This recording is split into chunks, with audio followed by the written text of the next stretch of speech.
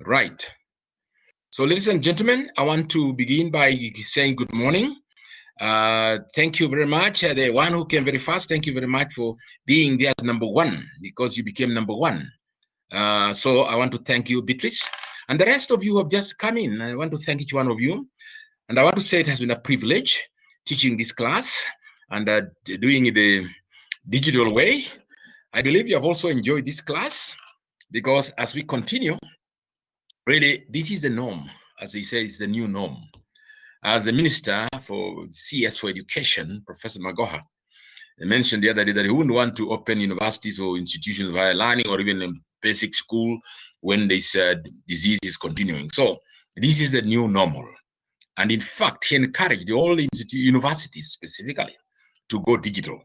And so your university, ZTech University, is in the forefront. You know, we did not stop. The university reorganized itself, repackaged itself, and innovated and said, look, we'll go the direction of the modern way, which is digital school. And that's why we have had these 12 weeks, 12 sessions together, actually more than 12 weeks, and we have continued. And I want to congratulate each one of you for being there, and especially those of you who never missed even a class. I want to congratulate you. And I believe that you have had a great time too.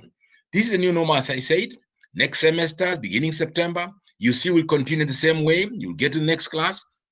And those of you who stayed back home waiting for the face-to-face, you know, they are disappointed because there's no opening physically until January. But for those of you, I can see you ahead of yourselves, which is very good. You actually kept pace, which I encourage you to do. I'm saying this because even my own granddaughter, first granddaughter, is in university. She's with you actually in ZTech University. I said, come study here. This is the university that goes places. It helps you to invent yourself and your future. And she's happy. She's doing second year, second semester, while others in other universities are doing second semester. So you can see that you are a front runner. So congratulate yourselves. And I want to say, tell your parents, hongera sana, for making the right decision to allow you to come to ZTech University. So I want to say welcome as we continue. This session is going to run us through what we call social entrepreneurship. I want to run through some slides, and as we go through what it means to be a social entrepreneur, we'll also be discussing about the distinction between social entrepreneurs and business entrepreneurs. And then at the end, I'll bring you also some slides in a conference I attended. I presented a paper 5 years ago, 2015, at the University of Glasgow in Scotland, UK. And I'll be presenting a paper I presented on social entrepreneurship. And I'm sure it'll be exciting. We'll fly all the way to Glasgow in Scotland.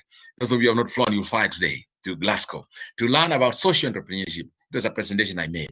But before that, I think we continue with what we have today. So karibu sana.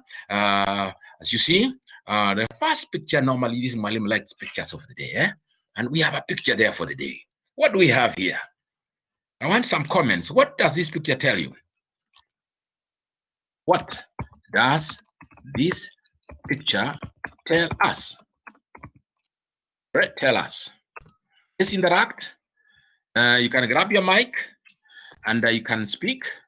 I'll allow you to say something, or we can chat.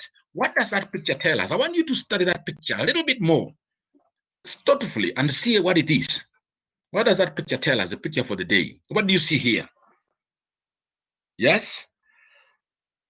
You can chat box there. You can chat. You can also type. Tell us, what do you see here? Right. Mwasi Ongoba, thank you. Social entrepreneurship and traditional ways of entrepreneurship. Thank you. What do you see exactly? Yeah, those are the titles of the sections, the blue and the orange. But what is it in there that you can see? Look at the pictures themselves. Look at the social versus the traditional. What do you see? What's the difference? Members, what's the difference? Look at that. The difference between the two pictures. You see social and you see traditional. Yeah? Under traditional, there is currency. Oh, yes. And under social, what do you see? Malim had a cup of tea. He's finishing his tea. Don't worry. He's finishing my tea. Yes? Social entrepreneurship involves interactions with people. Excellent, Diku. That's good. Yeah, it involves people. You can see that. What you see there is people. What are they doing? The other one is currency. Ongo was mentioned. It involves money. Alemayan, Karib Ingati. Yeah, social entrepreneurship is somehow interaction. There's some interaction, yes. You can see someone up there pulling the other one up. Aha, helping hand. It's a lending hand, yes. They are working as a group. Thank you, Mazi and Goba. They are working as a group to boost each other. Excellent. Emmanuel Ngetich said a partner, Karibu Emmanuel, a partner helping each other in social entrepreneurship. While in traditional is independent, you are running your own show. You are looking for money. You know, entrepreneurs can go there, they're hard-nosed, they go work 16 hours making money and being millionaires. Aha, like some of the people we know who are making money and become billionaires. Now millionaires is not a big thing. It's now billionaires that are making money. So you can see traditional entrepreneurship, entrepreneurs, they go for it. A partner helping each other. But in the social, you see the difference. The social looks at others. They look at how to assist and help other people in relationships. Your real goal in life is not money. It is something else. It's beyond money. And that is what we see in this picture. Thank you very much, members, for giving us those views. Now we move on. Now we can see now where we are going when we talk of social entrepreneurship as versus traditional or business entrepreneurship. For those of you who just came, I said at the end of this, before we finish, we'll be flying all the way to Glasgow. Do you know where Glasgow is? We're flying to Glasgow to tell you something about what this Mwalimu did 5 years ago when he went to present a paper in the International Conference of ISBE, Institute of Small Business and Entrepreneurship in Glasgow. I'll be showing you what I presented on a very prominent social entrepreneur in Kenya. And some of you may know, some of you may not, but we'll be there. Meanwhile, we have the lesson for the day is objectives. We've said before you the menu, but before we look at the menu, Mwalimu also likes quotes from great thinkers. And one of the great thinkers that Mwalimu is quoting is Jeff Skoll. Jeff Skoll is a founder of Skoll Foundation. And if you Google Skoll Foundation, you'll find that Skoll Foundation is one of the top of the leading social entrepreneurship organization, an NGO, international NGO. But this is what this man said. A little bit of good can turn into a whole lot of good when fueled by commitment of a social entrepreneur. Listen to that. A little bit of good can turn into a whole lot of good when fueled by the commitment of a social entrepreneur. Jeff Skoll. That's what he's saying. A little, kidogo, kuwa mkarimu, kidogo ile ukarimu wako itabadilisha, itakuwa kitu kubwa, but there must be a social entrepreneur there. Looking not at the money, but look at the people. You remember the picture, those of you who saw at the beginning. Our picture at the beginning, we go in there. You see a little good in social entrepreneurship. There's a lot of good for many other people. Whereas this one year, you'll enjoy your billions and you die a pauper in your thinking. You are a billionaire, but you die poor. You won't carry that money with you. The money will not remember you. Mwalimu says so. The money will not remember you. But if you have touched lives of people in your way of life, in your journey here, in your occupation, you leave a lot of people who will talk about the good things that you did and how you transformed their lives. Anyway, we'll come to that. So that's what Jeff Skoll says.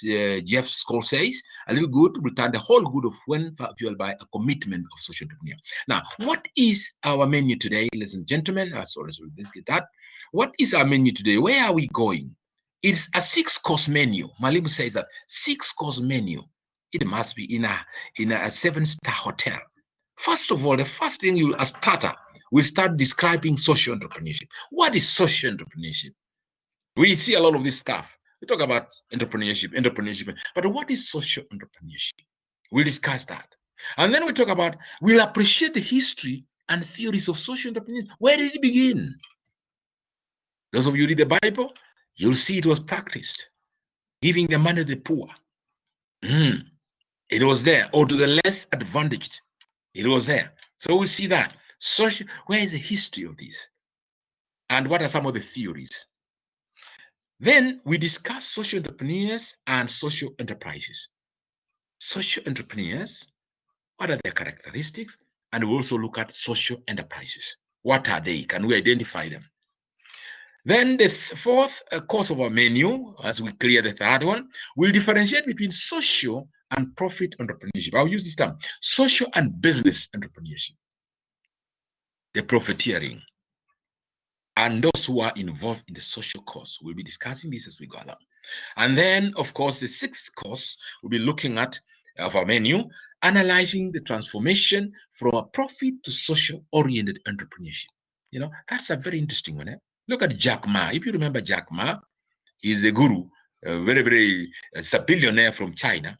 You know, he defies all the Chinese social philosophy, and he's a billionaire in his dealing with his occupation and giving away. The other day, he sent Kenya equipment worth millions of shillings for this, the PPEs and materials to mitigate this COVID-19. You see, giving millions worth of goods and so on. We see Bill Gates, Melinda Gates. These were profit making. We saw Bill Gates was guru in one of those companies, but he moved, he changed. We see all this happening. So that's what we want to be looking at in terms of the transformation from a purely profit-making entrepreneur towards a social entrepreneur. And then finally, we describe and appreciate social capital. Social capital is one of those key things that we see every day. And we say, what is it? That will wrap our course this morning. But before we finish, we'll be looking at one successful social entrepreneur in Kenya, whom I will encourage you to read his story, because you can Google him, his name, his organization, and I know when you read it, it'll change your thinking towards, wow, what's life? Life is you want to be successful. You want to be prosperous. You want to have a family.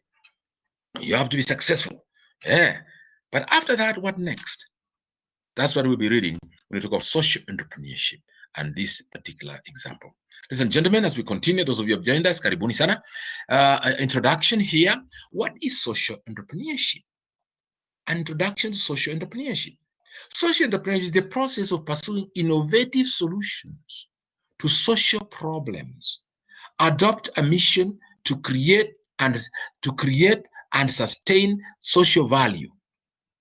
You know, it is we're saying just a little bit already. Yeah, it is what it is. Social entrepreneurship is a process of pursuing innovative solutions to social problems.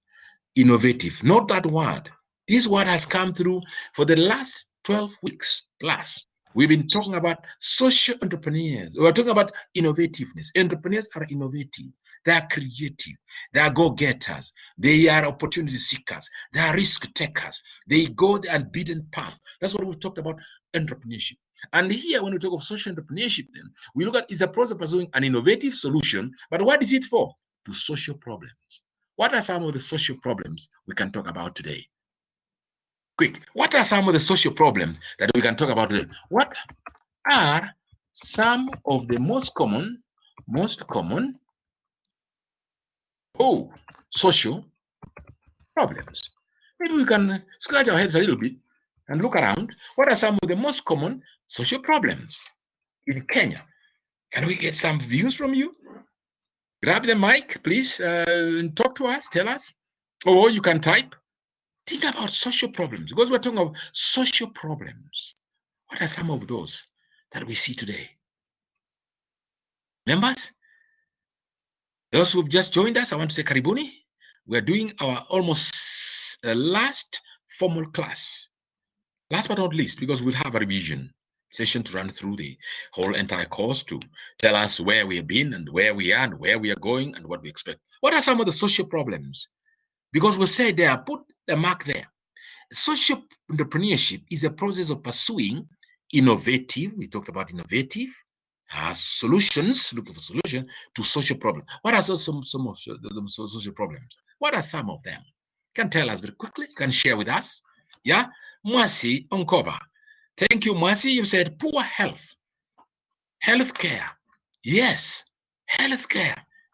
If some of you know some hospitals that offer free services to the poor or to the less fortunate, not the poor, those who are not able, the organizations do that. Poor healthcare, yes, a social problem. Overpopulation in urban areas, yes. You've seen services, lack of services in those areas. Gender inequality, right? You've seen organizations fighting for gender equality. Gender, poor customer satisfaction. Emmanuel Ngetij, poor satisfaction. Yes, it's a social problem. And what is that exactly? You know, when you say something, say a little more. Thank you. Keep your responses coming. What are some of the social ills? There are those problems that touch society, common things. What are some of those common things that touch everybody? Gender inequality, government corruption, yeah. Social entrepreneurs create employment to cap the, okay. Yes, to cap the poverty in the society. Yes, you are dealing with poverty in society. You've heard about the NGOs. I'm sure all of us have been touched in one way or another by some NGOs. What are those NGOs? And they're social enterprises. Okay, let's move on then. Thank you very much for those answers. Keep them coming. Now, so you are pursuing that. Then they pursue opportunities to serve this mission.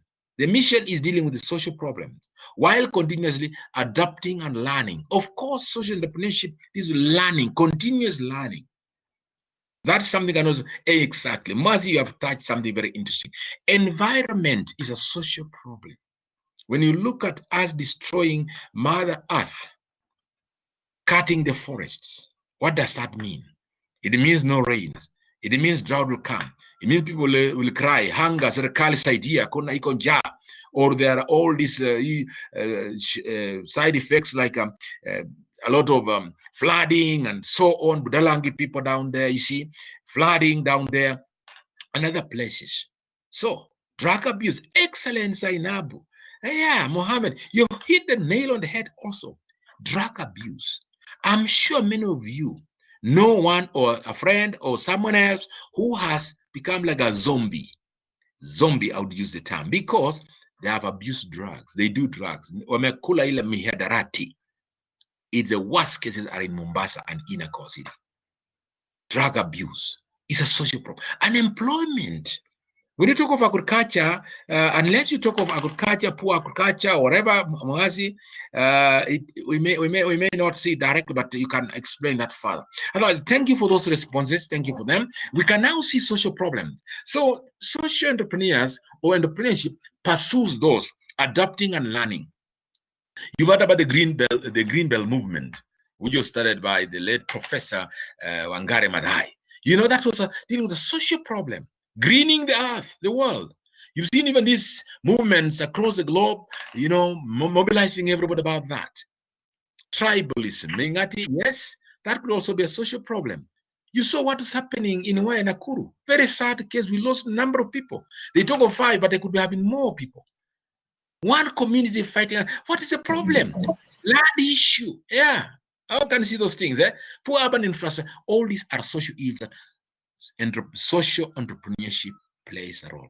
What does that mean? It means the government services are not either sufficient, or they're deficient, or they're poorly administered, whatever it is, so that there's a gap always in meeting the needs of human beings or society.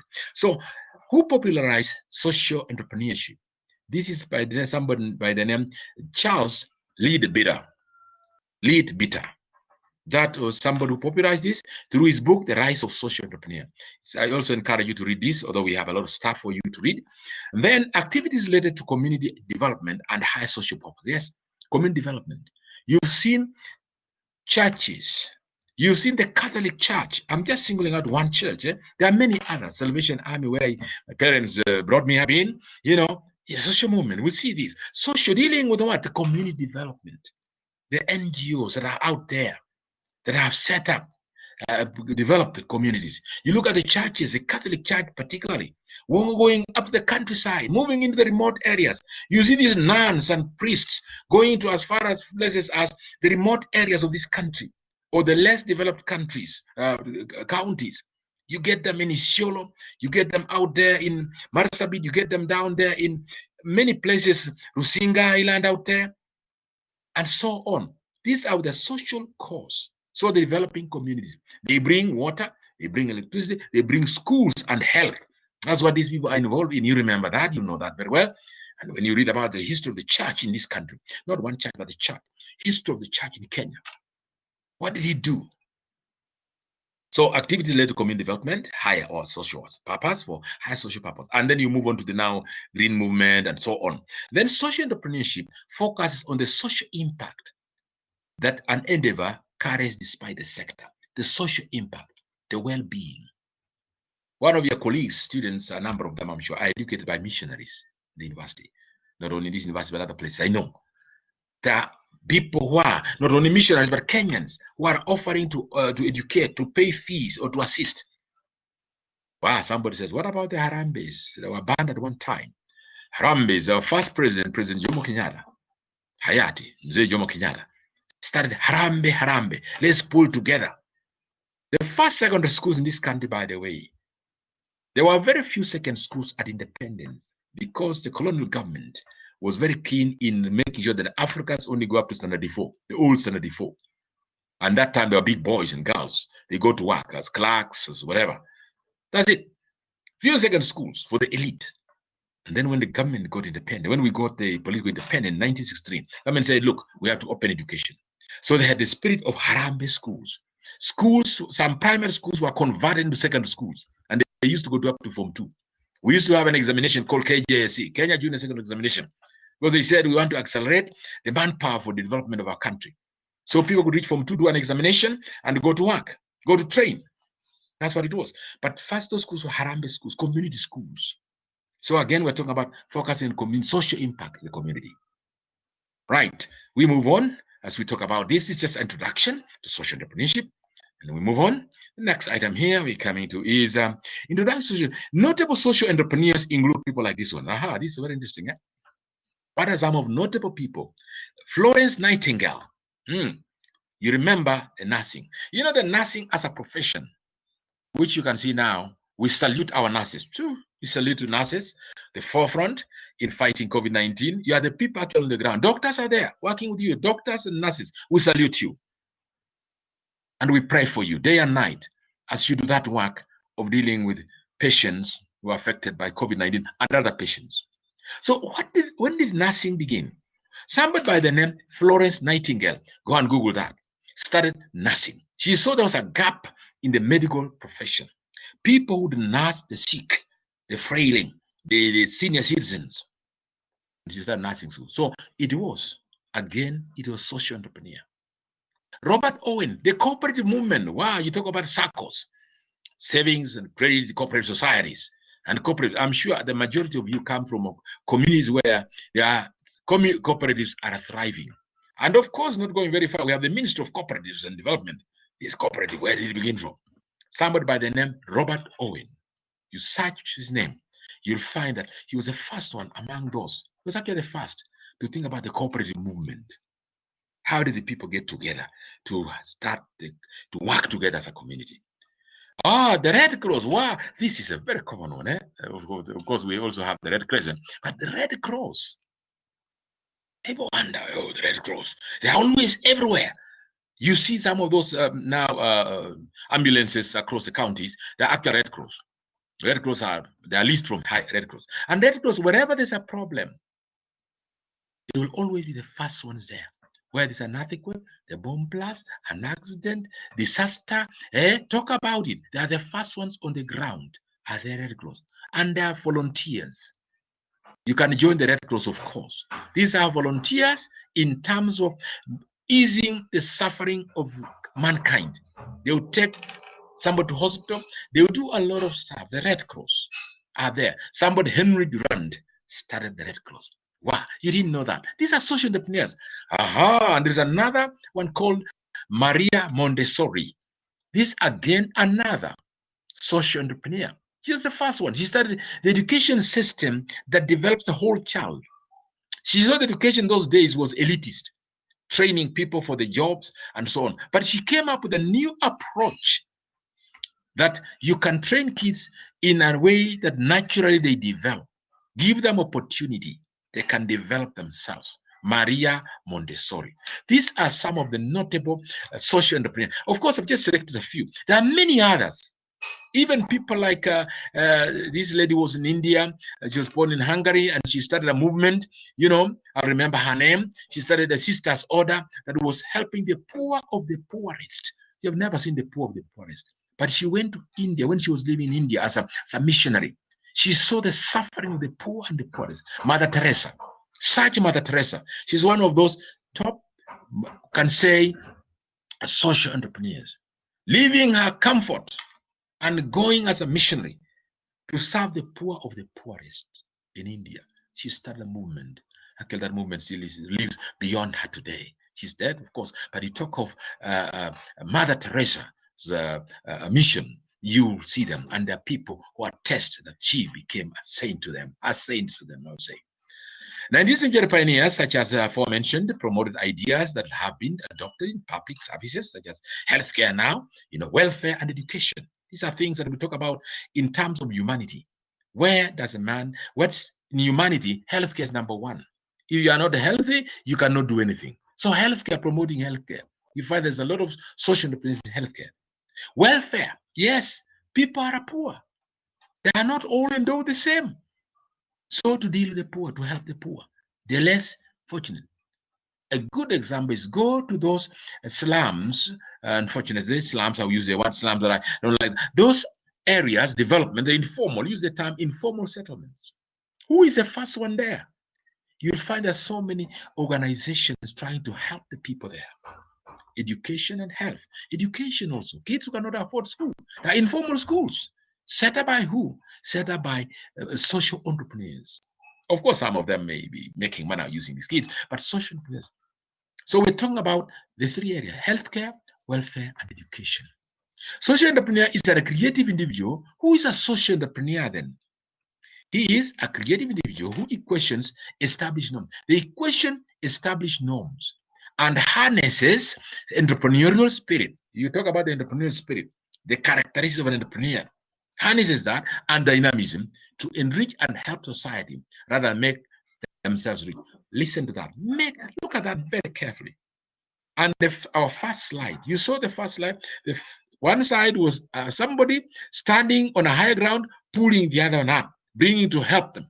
The other side, we saw somebody a lot of money. We saw a bag of money, millions of money. So social entrepreneurs don't look at them making themselves rich. They work in helping society. They give themselves to society to make sure that there's a change in the life of everyone else around them. Right. Social entrepreneurship emphasizes social change instead of profits. That's another one. Social change, social welfare. There are countries in this world which are actually social welfare countries.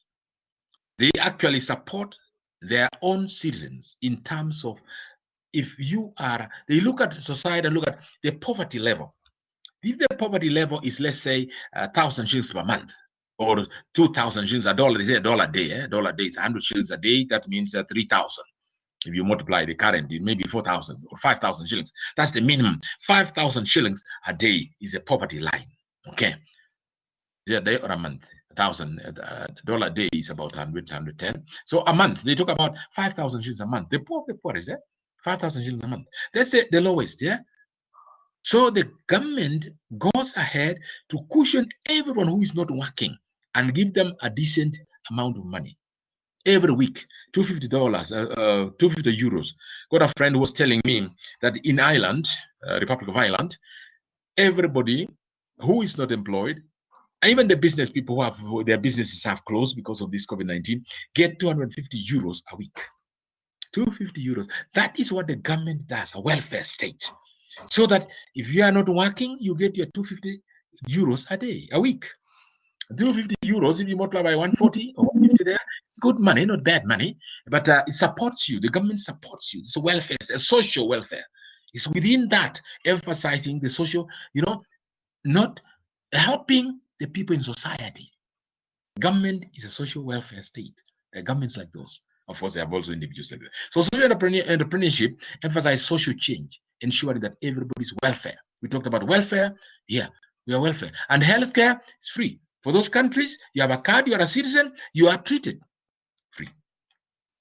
And education is free. So it's a welfare state. That's what it means. States that take care of their own people. Really, this is what Tanzania tried, when they went to Jamaa. A little bit history of these countries when after independence. Mwalimu Nyerere, Dr. Nyerere, Julius Nyerere, he wanted to do a different approach of developing his country. And he's talked about villagization. If you go to the history of Tanzania, villagization, ujamaa, kijijini, hatutaki wanyonyaji, capitalism. Of course, it was a little extreme, but it's talking about social welfare. That everybody, there will be nobody who is idle. Nobody is unemployed. Mwalimu says something. Nobody is unemployed in those states. You are doing something. We don't want to pay somebody 10 million shillings a month and others get zero. We want to make sure that people, because you have knowledge, skills, and talents at your level. Even if you didn't go to secondary school, unakwenda mashambani, lima, serikali itakusaidia. You sell your crops, you have a decent life, you have a family. Wow, I wish that's utopia. That's what it was going to. But anyway, because of the African socialism, the way we do things, we still had the rich and the poor. That could not work exactly. Kenya took a different path. We talk about the capitalism, Western, developing a country, work hard. Yes, which is good where we are. But you see, we have created millions of people who are unemployed, who are living below the poverty line. And you see a lot of crime. All these things happen because of this thing called welfare. You know, of course, there are some who chose to go that direction because they are lazy. But the key thing is taking care. So social entrepreneurship refers social change instead of profits. What is a gun before? There are countries that give a check at the end of the month. Singapore. Read the story of Singapore. I mentioned this sometimes back. Read the story of Singapore from the third world to the first world. If you read it, go read it again. Where at the end of the year, citizens above age 18 gets a check from the government. The government has made a surplus. And this surplus is owed to you because you're a taxpayer. Wow. I wish we had such a situation where the government gives us a check. Everyone. Not only this transfer, of course, the transfer is there to help. Kenya is also trying to do that, of transferring, or the cash transfer, helping the senior citizens above 70, but it's very discriminatory. Because I have an uncle who is 80 and he's not getting the money because of corruption. He goes here, they toss him from one office to another. Terrible. It's because we have a problem. Corruption, somebody say it's a social problem. True, it's a social problem. And yesterday over the news, if you listened to the news yesterday, I was listening to, I think it was K24, that there's an NGO, you know, a non-government organization, which is working with the accountants board, CASNEM. It works with the accountant board, National Board of Accountants, CPA, the Certified Public Accountants Association, to try and have what they call piga firimbi. Accountants policing each other. If you see this corruption in the accounting field, padding the books and whatever, piga firimbi. Very, very interesting. You read the papers, those there. So again, social to make sure that corruption, somebody's handling this because it's a social ill, social problem. When you look at Kimarel Dam, for example, all those other millions of money that went into corruption, it denies wananchi services, health services, even this COVID-19, by the way. There are people and organizations, individuals who have swindled a lot of money. You know, you read it in the papers. They talk about where these millions go. They talk about 20 million being sent to a county, for example, and you can't account for it. You can't see change on the ground in terms of preparedness for COVID-19. Corruption, that's a social ill. So instead of profits, you emphasize social change. It's part of this. Go on, ladies and gentlemen. As we go on, slide 6, we talk about the history of social entrepreneurship. Very quickly, when you look at the history of social entrepreneurship, it's coined by William Drayton, founder of Ashoka, another organization I would want you to search. There's also Ashoka Kenya, by the way. And some of you can search and get jobs there and get, reinvent yourself as we talk. Go to Ashoka Kenya. What do? They have a lot of good stuff for you. Ashoka Kenya. They're dealing with the youth empowerment in terms of taking youth more entrepreneurial and turning them around and assisting them and networking and so on. Ashoka. So the founder of Ashoka in the US, William Drayton, is actually the one who coined the term social entrepreneurship. The world's first organization to promote social entrepreneurship. He started that organization. One of the top organizations in this world. You can't miss it. Drayton was inspired by Vinoda Bhave's land gift movement, LGM, in India. Again, you go back to India, where this movement started, land gift movement in India. So when William Drayton saw that, he saw there's something interesting in India. And what did he do? He went on ahead and crafted his own organization called Ashoka that assists, that is a social entrepreneurship organization dealing with society, change, and so on. So LGM, what does it mean? It aimed at alleviating poverty by persuading rich people in India to surrender their land, listen to this, for a more equitable redistribution to the less fortunate and less wealthy people in the 80s. Look at that.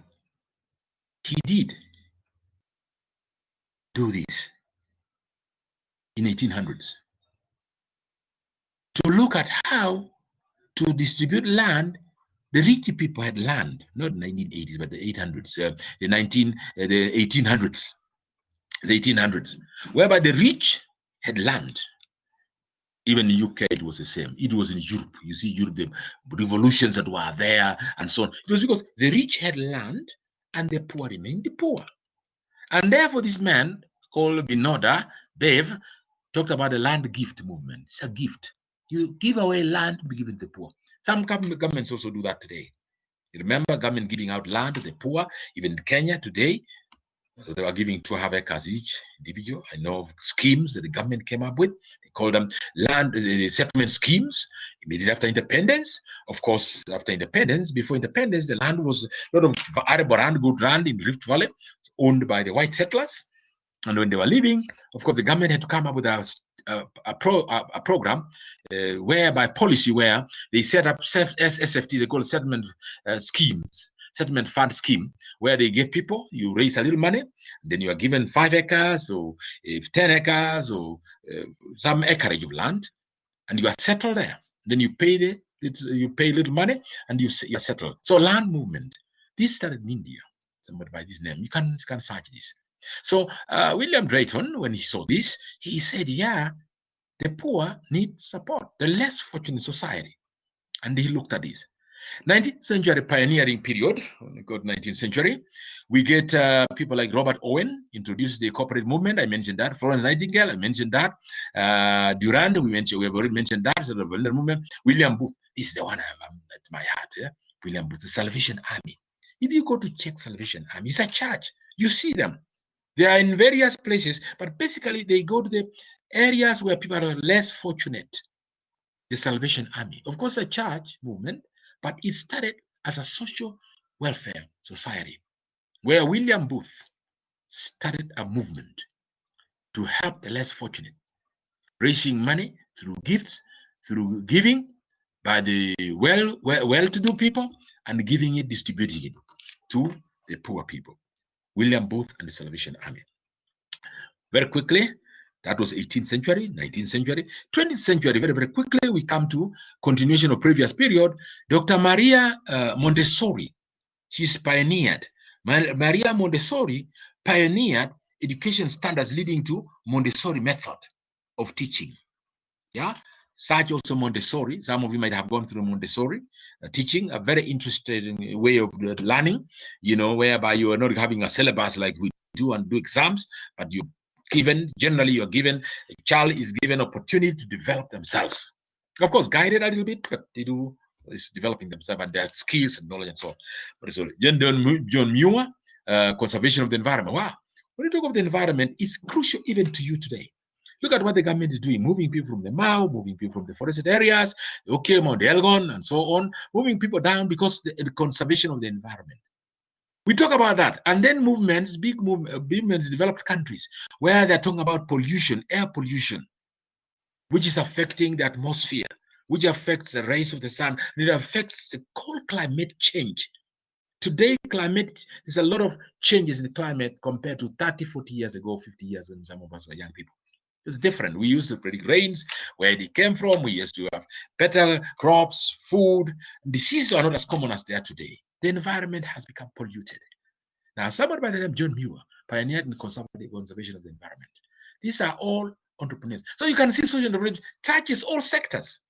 Environment is here, health is here, education, welfare. Well, right? As we go along here very quickly, we are just a history of this movement of the salvation of the social entrepreneurship.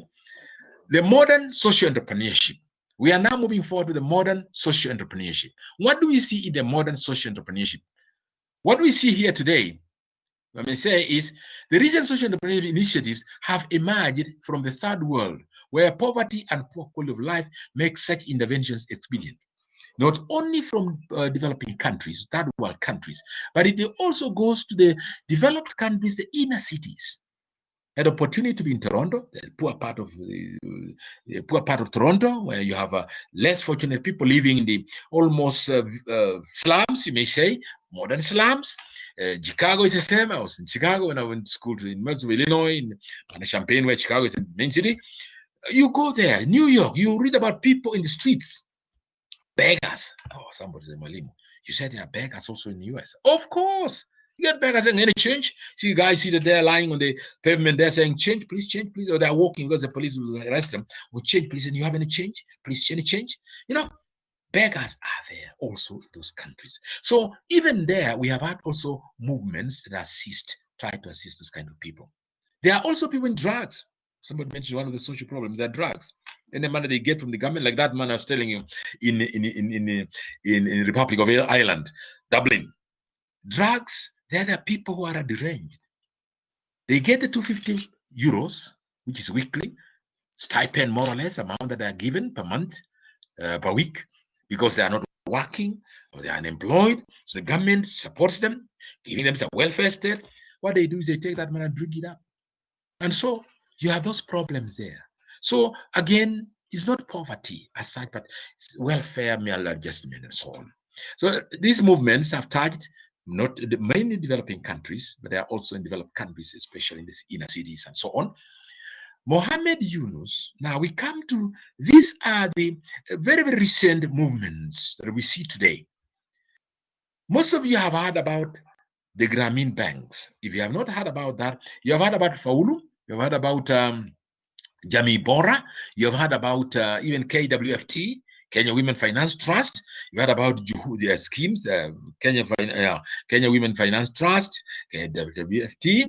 You have heard about these organizations have a bearing from the thinking of one professor called Professor Mohammed Yunus Ali. He started a bank called Grameen Bank in Bangladesh.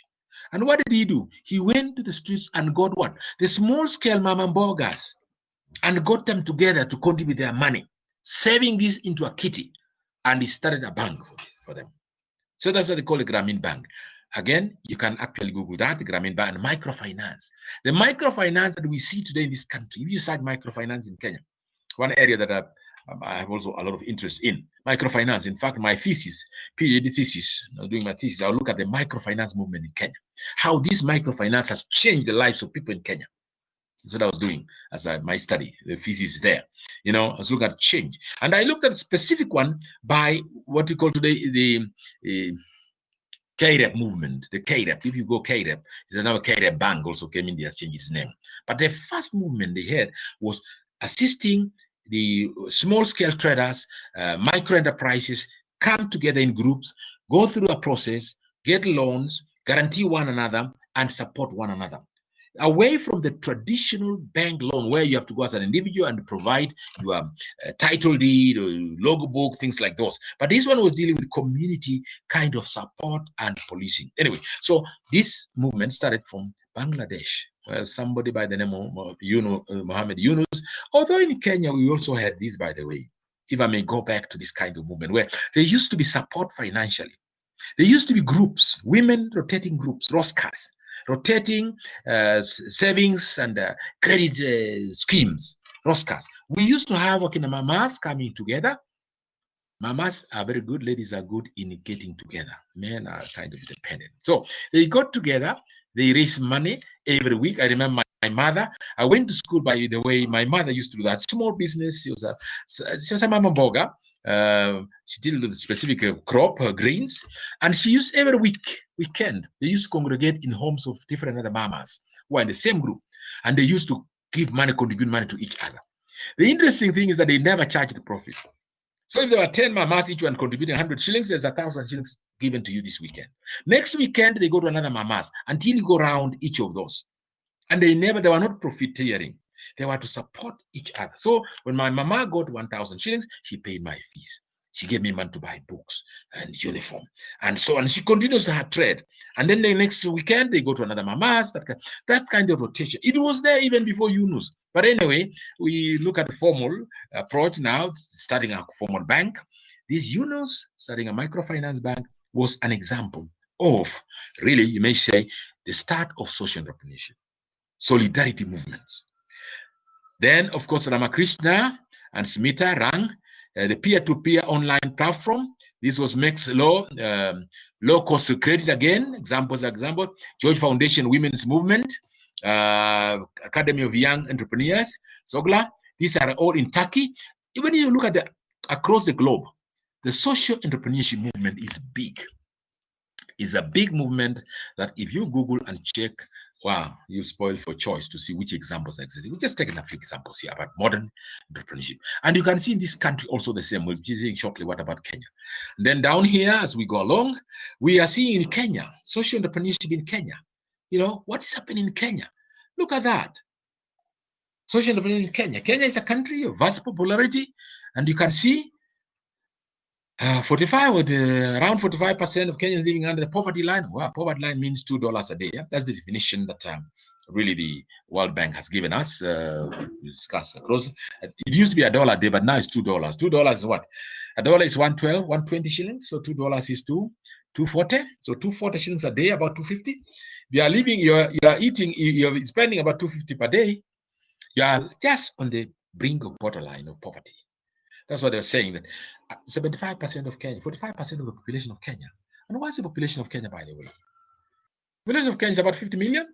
So talk of 45% of that, you're talking about 20 million, about 20 million, 20-something million people who live on 250 shillings a day. And you multiply 250 a day times 30 days, about 6,000, 7,000 shillings, 7,500.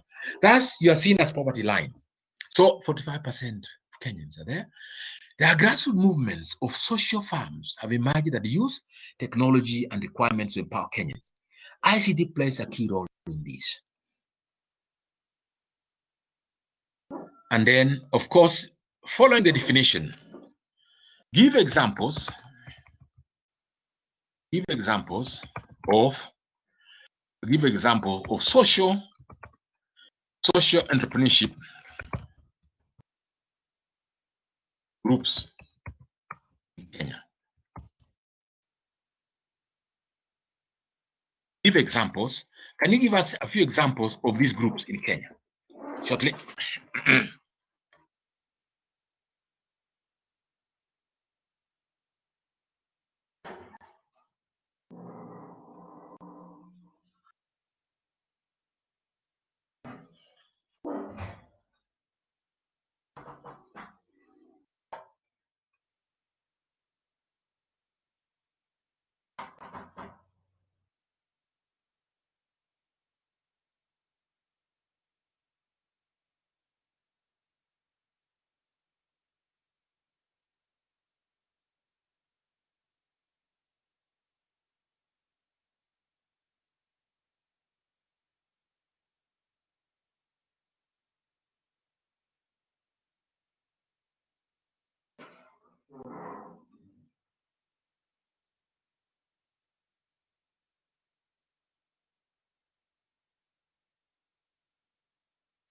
Yes. Microfinance institutions, right? I see there, rehabilitation centers. Thank you very much. Rehab centers, like which one? You can name some of them. Okay, microfinance institutions. Name examples, Mercy. Don't just say microfinance. Manu Chandaria, yeah, Manu Chandaria, social entrepreneur. Yes, Riara schools. What about Riara schools? What about Riara? Is that social entrepreneurship really? The other schools. Say why it is. Because we say that social good. Otherwise, all private schools could be social, less than profit making, right? Ahadi Trust Kenya, yes. Examples are those. Ahadi Trust Kenya. Keep them coming, members, as we go along here. Right.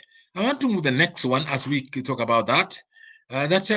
You see, social entrepreneurship in this country. The Kenya Red Cross, of course, we did the Red Cross. Thank you very much. I'm okay. Yes. Social entrepreneurship. In Kenya, further examples go into this. Shofco, if you say Shofco, you say right in full, Jaikai. When you say Shofco, not many of your colleagues know about Shofco, but you can say what it is in full. But we have more examples here. Thank you very much for those. The Kenya Women Finance Trust, yes, KWFT, it is, although some of them are profiteering now. Welfare at the heart. But most of them now are profiteering. Then we come to, yes, we talk about Ushahidi is one of those to help marginalized people raise their voice, those who serve them. Okay. Then we have, of course, Sanaji, Kenya Women Trust, Amani Institute, right? Sanaji, Bill Health Prospectors Communities, Women Enterprise Fund is a government one. The WEF. All these are government enterprises. Yesterday, they were talking about Wezo. They were launching Wezo's strategic, I think, plan yesterday in the, I saw K24, I was listening to the news, and they were launching this. It's good. I think in today's papers, one of the today's papers dailies, you read about that. You can also go to the website of Wezo Fund. These are all, these are many of them. These are, they tend to be, as you say, they are more or less like social welfare. So I went back. They are like social welfare, social entrepreneurship organizations that has tried to help society. We talked about three things: wealth, health, wealth, and education. There are three things that are key: health, wealth, that means poverty, and then education, being able to give people opportunity to explore their talents and skills and develop them. So these are some of the examples which we have. Thank you very much for keeping those coming in, ladies and gentlemen. I can see more messages below here. Let's see, yes, Writers Guild, Green Cha, Green Car, whatever, Mohammed, quite a number of social entrepreneurship organizations. Key things here that are innovative. Number one, and using their entrepreneurial skills, not for profiteering, but for developing other people, the welfare of society at heart. Right. A quiz is a quiz. What? What's a quiz? It's a social welfare. So, for the examples of social entrepreneurship in Kenya, the social enterprise. Now, this is something that I want you to search to go to Google. It's an organization called SESOC. SESOC is a social enterprise society of Kenya, registered in Kenya, which was founded January 20. So it's just 3 years old. Actually, 3 years old. It's a third year. And it's a very interesting society. I'm glad this society is there today to touch on organizations, bring together all organizations that are interested in the welfare of society together under one umbrella. So this is an organization that is doing that, and they call it SESOC. And this organization, umbrella body of social enterprises in all sectors of the economy. And this is quote, this is what they say: we care about people, the planet, and profit. People is number one. The other one is profit, number one. If you talk about business entrepreneurship, where you get people like this who have gone on Vimal Shah and all these other people, Kirubi, their businesses, talk about the late Jenga Karume, talk about all these fellows who are entrepreneurs per se. They are pursuing profit. So profit first. But you see, this is an inverted word. You may say inverted triangle. Instead of starting with the profit at the bottom and so on, people at last, you start with the people first. Caring about the people, welfare. Then planet. What interesting, the planet. Ooh, the planet deals with what? With the environment. The earth is not growing, population is growing. The needs are many, a lot of pressure on land use. You see, agricultural land is now being partitioned, developed into smaller pieces. People are destroying the environment faster than it is being replenished. So people, they deal with the planet, and then they talk about profit last. Yeah, profit should be able to drive your activities. That's what they think. Profit should drive your activities while doing business. Our members bring together a combined force of knowledge and business experience in various sectors. This is what SESOC is doing. It brings together people with knowledge, business experience in various sectors. They are in agribusiness. These are their members. They are in green energy. Instead of using electricity, Malim is not using electricity out in his room now. His office here, his windows are open. He is using light because his house is such that he had bigger windows.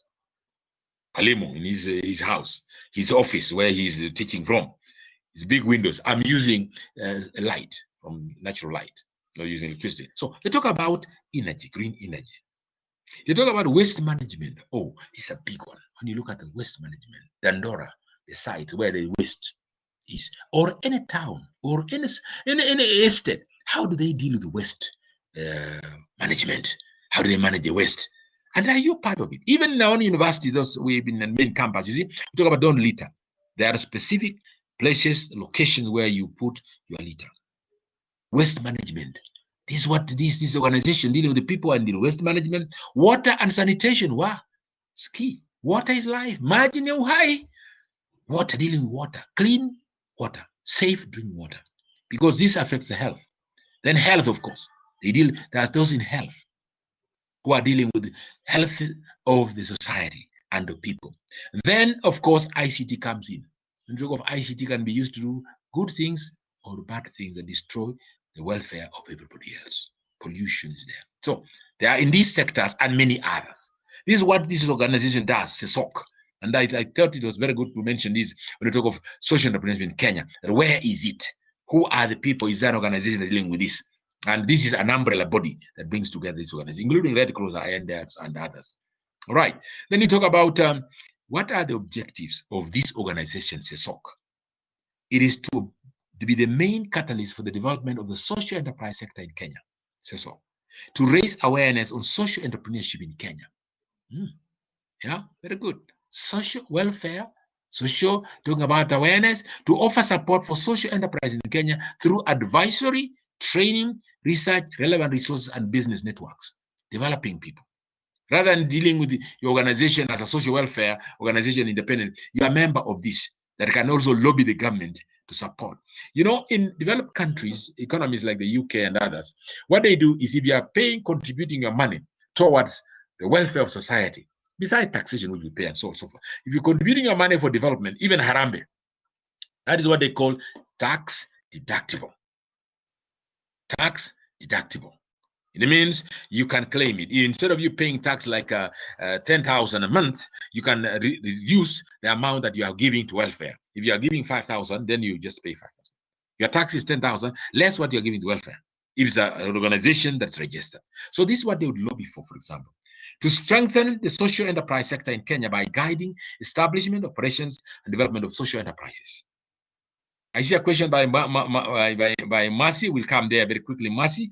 I just want to finish these objectives and we come to your question. The other objectives are this. There are 5 of them. There's 7. To encourage the growth of social enterprises as a sustainable way of address social needs. Encourage the development, the growth of this. Because many of those NGOs, actually, you talk about this, an answer to the NGO authority. The non-government organization authority is a government policy organization. But they didn't have now a body like this one, which is an umbrella, now to bring together those organizations and lobby for their welfare and so on and so forth. So this is what they do, encourage growth of social enterprise, build networks among Kenyan enterprises, build relationships to work closely with each partners, promote the profile of social enterprise partners to stakeholders and so on in the public sector. This is what this SESOC is doing. Now we are coming to your question, Marzi. If we finish this, just to finish those objectives, we are coming to social theories of this. Before we come to theories, let me get back here and answer Marcy's question. Marcy asked this question: elaborate the reasons why social entrepreneurship is a new business model. Elaborate the reasons why. All right. Thank you very much, Marcy. We'll be answering that as we go along because what is a contribution? What you are asking really in another way is, what is the contribution of social entrepreneurship as a model development in the country? What is the contribution of social entrepreneurship? We'll answer that. By the end, we'll come back to that question, because the new business model, as you see today, well, you may talk about the new normal, if that's what you think about, is that we are looking at each other. You can see what Kenyans are doing. The government and everybody encouraging people to look at their neighbors. Yeah, help your neighbors. Those who are hit hard by this disaster. And I want to tell you something, a little bit. There was a bomb blast, unfortunately, not bomb blast, but there were blasts, there were explosions in Beirut. If you are watching the news and you're keen, I believe as entrepreneurs, you also watch the news to see what's going on globally. One thing I want to encourage you, ladies and gentlemen, is that every day just skim the news. You don't need to spend a lot of time, but skim what are the key things that are happening today globally. Don't tie yourself to books, Kenyan and local news. Look at what's happening globally, because we are all one village.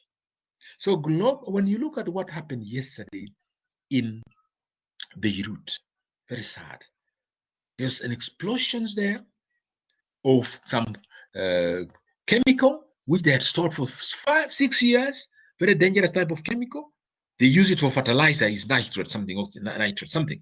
They use it for fertilizer and so on. So many tons stored in a very, very precarious way for many years. The nitrates we use for fertilizers and the carbon, actually combination they make using from. But so when this explosion happened, I just mean when it happened, you could see people running to help one another. And there are these interviews being going on. I was listening to it was BBC, and they looking at this, the suffering of the people, and how people rallied together to help them. And one person was interviewed. He said, "I went to help some people, and I didn't have my home, so some people allowed me to come to their homes and stay in their homes." And this was happening, encouraging one. This happens even in Kenya here, we see that. So anyway, social welfare, social entrepreneurship is really dealing with using entrepreneurial aspects to meet needs for society, not only profiteering, but society. And so the modern new business approach, the model today, is what are the profits for? Tell yourself, if you made 1 billion shillings out of your business, what do you do with the money? Of course, you can invest it further to produce more money, produce more. But what do you do with the money at the end of the day? The selfish entrepreneur would want to say, I'm keeping this for my children and grandchildren and grandchildren of grandchildren of grandchildren. This is what they say, like somebody say that. I had somebody somewhere saying that, he has stored enough that will take care of up to the 5th generation of his family, forgetting that there are other people also who would be able to touch their lives. Anyway, I think the fellow is dead or still alive, and nobody talks about him. Nobody. He was an MD of one company one time. He even wanted to steal that company to make it his own, but he went gets in court. He's nobody. Even if he stood for the lowest level of opposition, political position in his community, nobody will elect him, because he's to himself. So what we're saying here is, you look at society. What is the role of business? Again, answering Marcy's question, what is the role of business? The role of business is to make profits, to survive, to grow, to expand. But as you expand, what do you do with the resources? As you reach the level of Manu Chandaria Industries, Chandaria is giving to society because he has reached a level of sustainability. Some of those companies, they have reached a level of sustainability. That's why they're doing what they're doing. So they go to welfare now. They take what is pocket change to go to. I use the term, sorry if I use a bad term here, but they use very little of their resources towards a social change. So when you talk of social entrepreneurship as such, businesses, when they reach some level, they begin that. Look at the foundations we have. We have a few foundations here. Ford Foundation is very good. American Foundation, Rockefeller Foundation. He's giving scholarships and funds, resources to people across the globe, especially developing countries, scholarships and so on. Some of you might apply this in the future for this and so on. Ford Foundation, they give scholarships. They support a lot of support a lot of needy cases and so on. So Melinda Gates and so on, although they have their own interests and so on, there are also interests behind there, they say. But they are actually supporting malaria research, money to develop the communities. So you talk about social entrepreneurship is a new approach in terms of what's happening, including our own politicians. You see, some of them have set up foundations. I don't want to name them, but you know them. Oh, so and so foundation. Are they helping? Are they supporting the needy? Or is it for selfish ambition? That I'm also setting up a foundation and they use as a conduit to raise money and for elective purposes and so on. Anyway, those are some of them. So Mercy will be answering as we go along, encouraging entrepreneurs to be less, to put ideas into work, mostly non-profitable businesses and so on. There are normally you hear organizations called profit not for profit, organization not for profit or non-profit organizations. There are all those names, different names, semantics. But the key thing is that there must be what number one was the human welfare. Welfare, education, and health are the key things. Health first, then welfare, then, of course, education. You have to have people healthy. Malaria, money into malaria research, money into COVID research, all that given by these organizations, companies, is part of that philanthropy, corporate social responsibility. You hear that? Yeah. But basically, as we say, social entrepreneurship plays a key role. Now, as we go along here, let's just move on. We'll be answering some questions as we go along. This is about Sesoka. Move away from Sesoka. We come to theories of social entrepreneurship. What we're saying here is social entrepreneurship is a process of pursuing innovative solutions to social problems. We say that, pursue opportunities. Social entrepreneurs adopt a mission to create and sustain social value. That's what we're saying. Social value is key. Society. Pursue opportunities to serve this mission, which considers adopting new learning. They draw upon appropriate thinking, both in business and non-profit worlds, and operate in all kinds of organizations. Large, small, new and old, religious and secular, non-profit, for-profit, and hybrid, basically. All this is what you talk about social entrepreneurs. Now, there are two theories that emerged. Gregory Dees proposed two theories. One is the social enterprise, and the other one is social innovation. That's what I want to look at, zero in on that. And theory is key because it's knowledge that's built on practice and what has been found working in different organizations or different times. So social enterprise theory talks about organize and operate businesses that support social objectives. Do it only by making money to subsidize more direct and social purpose activities. Make money, make profits only by making profits to subsidize more direct and social purpose activities. Two motivations for this perspective: increasing interest among non-profit organizations in finding new sources of revenue to supplement government funding. You are looking for money to supplement, because government is providing health. If you talk about the three areas, the three pillars, we talked about health, we talked about wealth, we talked about education. Government is dealing with those three things. The three one is health. Government hospitals, health centers and dispensaries across the country, but they are not sufficient. They are limited. And you get NGOs that are in health that take their doctors and medics and resources sent to remote areas. I use the remote areas because government cannot reach every community. That the aim is to reach every community. But because of limited resources, whatever it is, they don't reach everybody. Therefore, missionary hospitals came up. Doctors without borders. You hear about Doctors Without Borders operating in war areas, war zone areas. These are people, volunteers. An organization, it's a French organization, Doctors Without Borders. They are working at Red Cross, dealing in health, helping people. So you talk about going beyond. So the theory here is that they make whatever money they make it to solve issue of society. Desire among some business executives to promote, this happens to motivations, business people to promote human social services, whereas the organizations are basically, the money they make is directly social purposes and activities. That's a social enterprise theory, social enterprise. Social entrepreneurs organizing, operating business to support social objectives. Simple.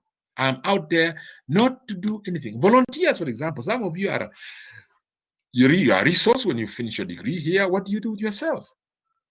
Many of you want to go to make money to support themselves and do what they can do to improve themselves and create wealth for themselves. Many of us do that. But there are some of us who say, look, I am giving myself to society.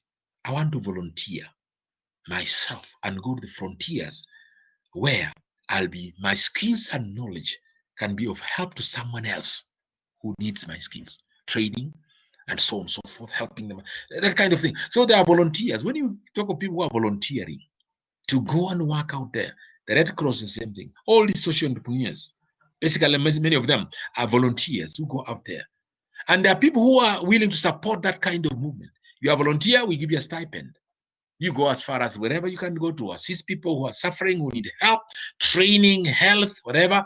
We support you. Counseling, like today, when you look at what's happening today across the globe, people need to be counseled.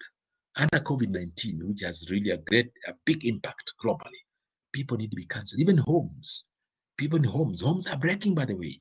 You see some of these very, very sad cases of people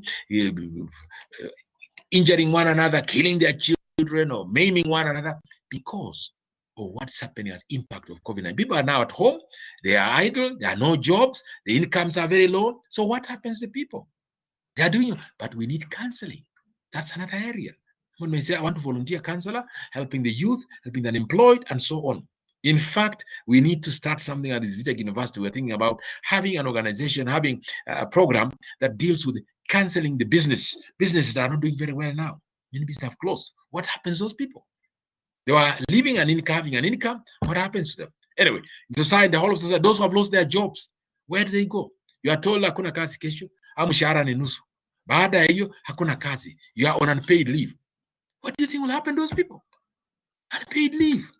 They have mouths to feed. They have rent to pay. They have utilities to pay. What happens? These are some of the things that you can come. The social enterprise comes in because the government can only do so much.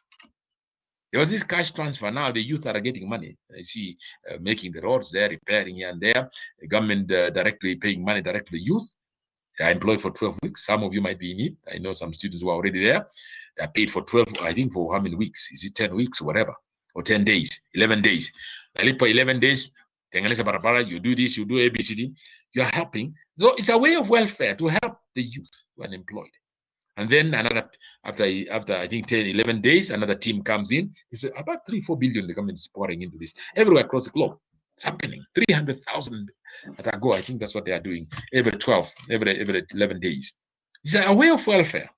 So we're talking about, when we talk of social entrepreneurs, the government also plays that role in meeting the needs of its citizens. Social innovation is another theory. Social entrepreneurs reform or revolutionize the patterns of producing social value, shifting into the areas of high yields of society.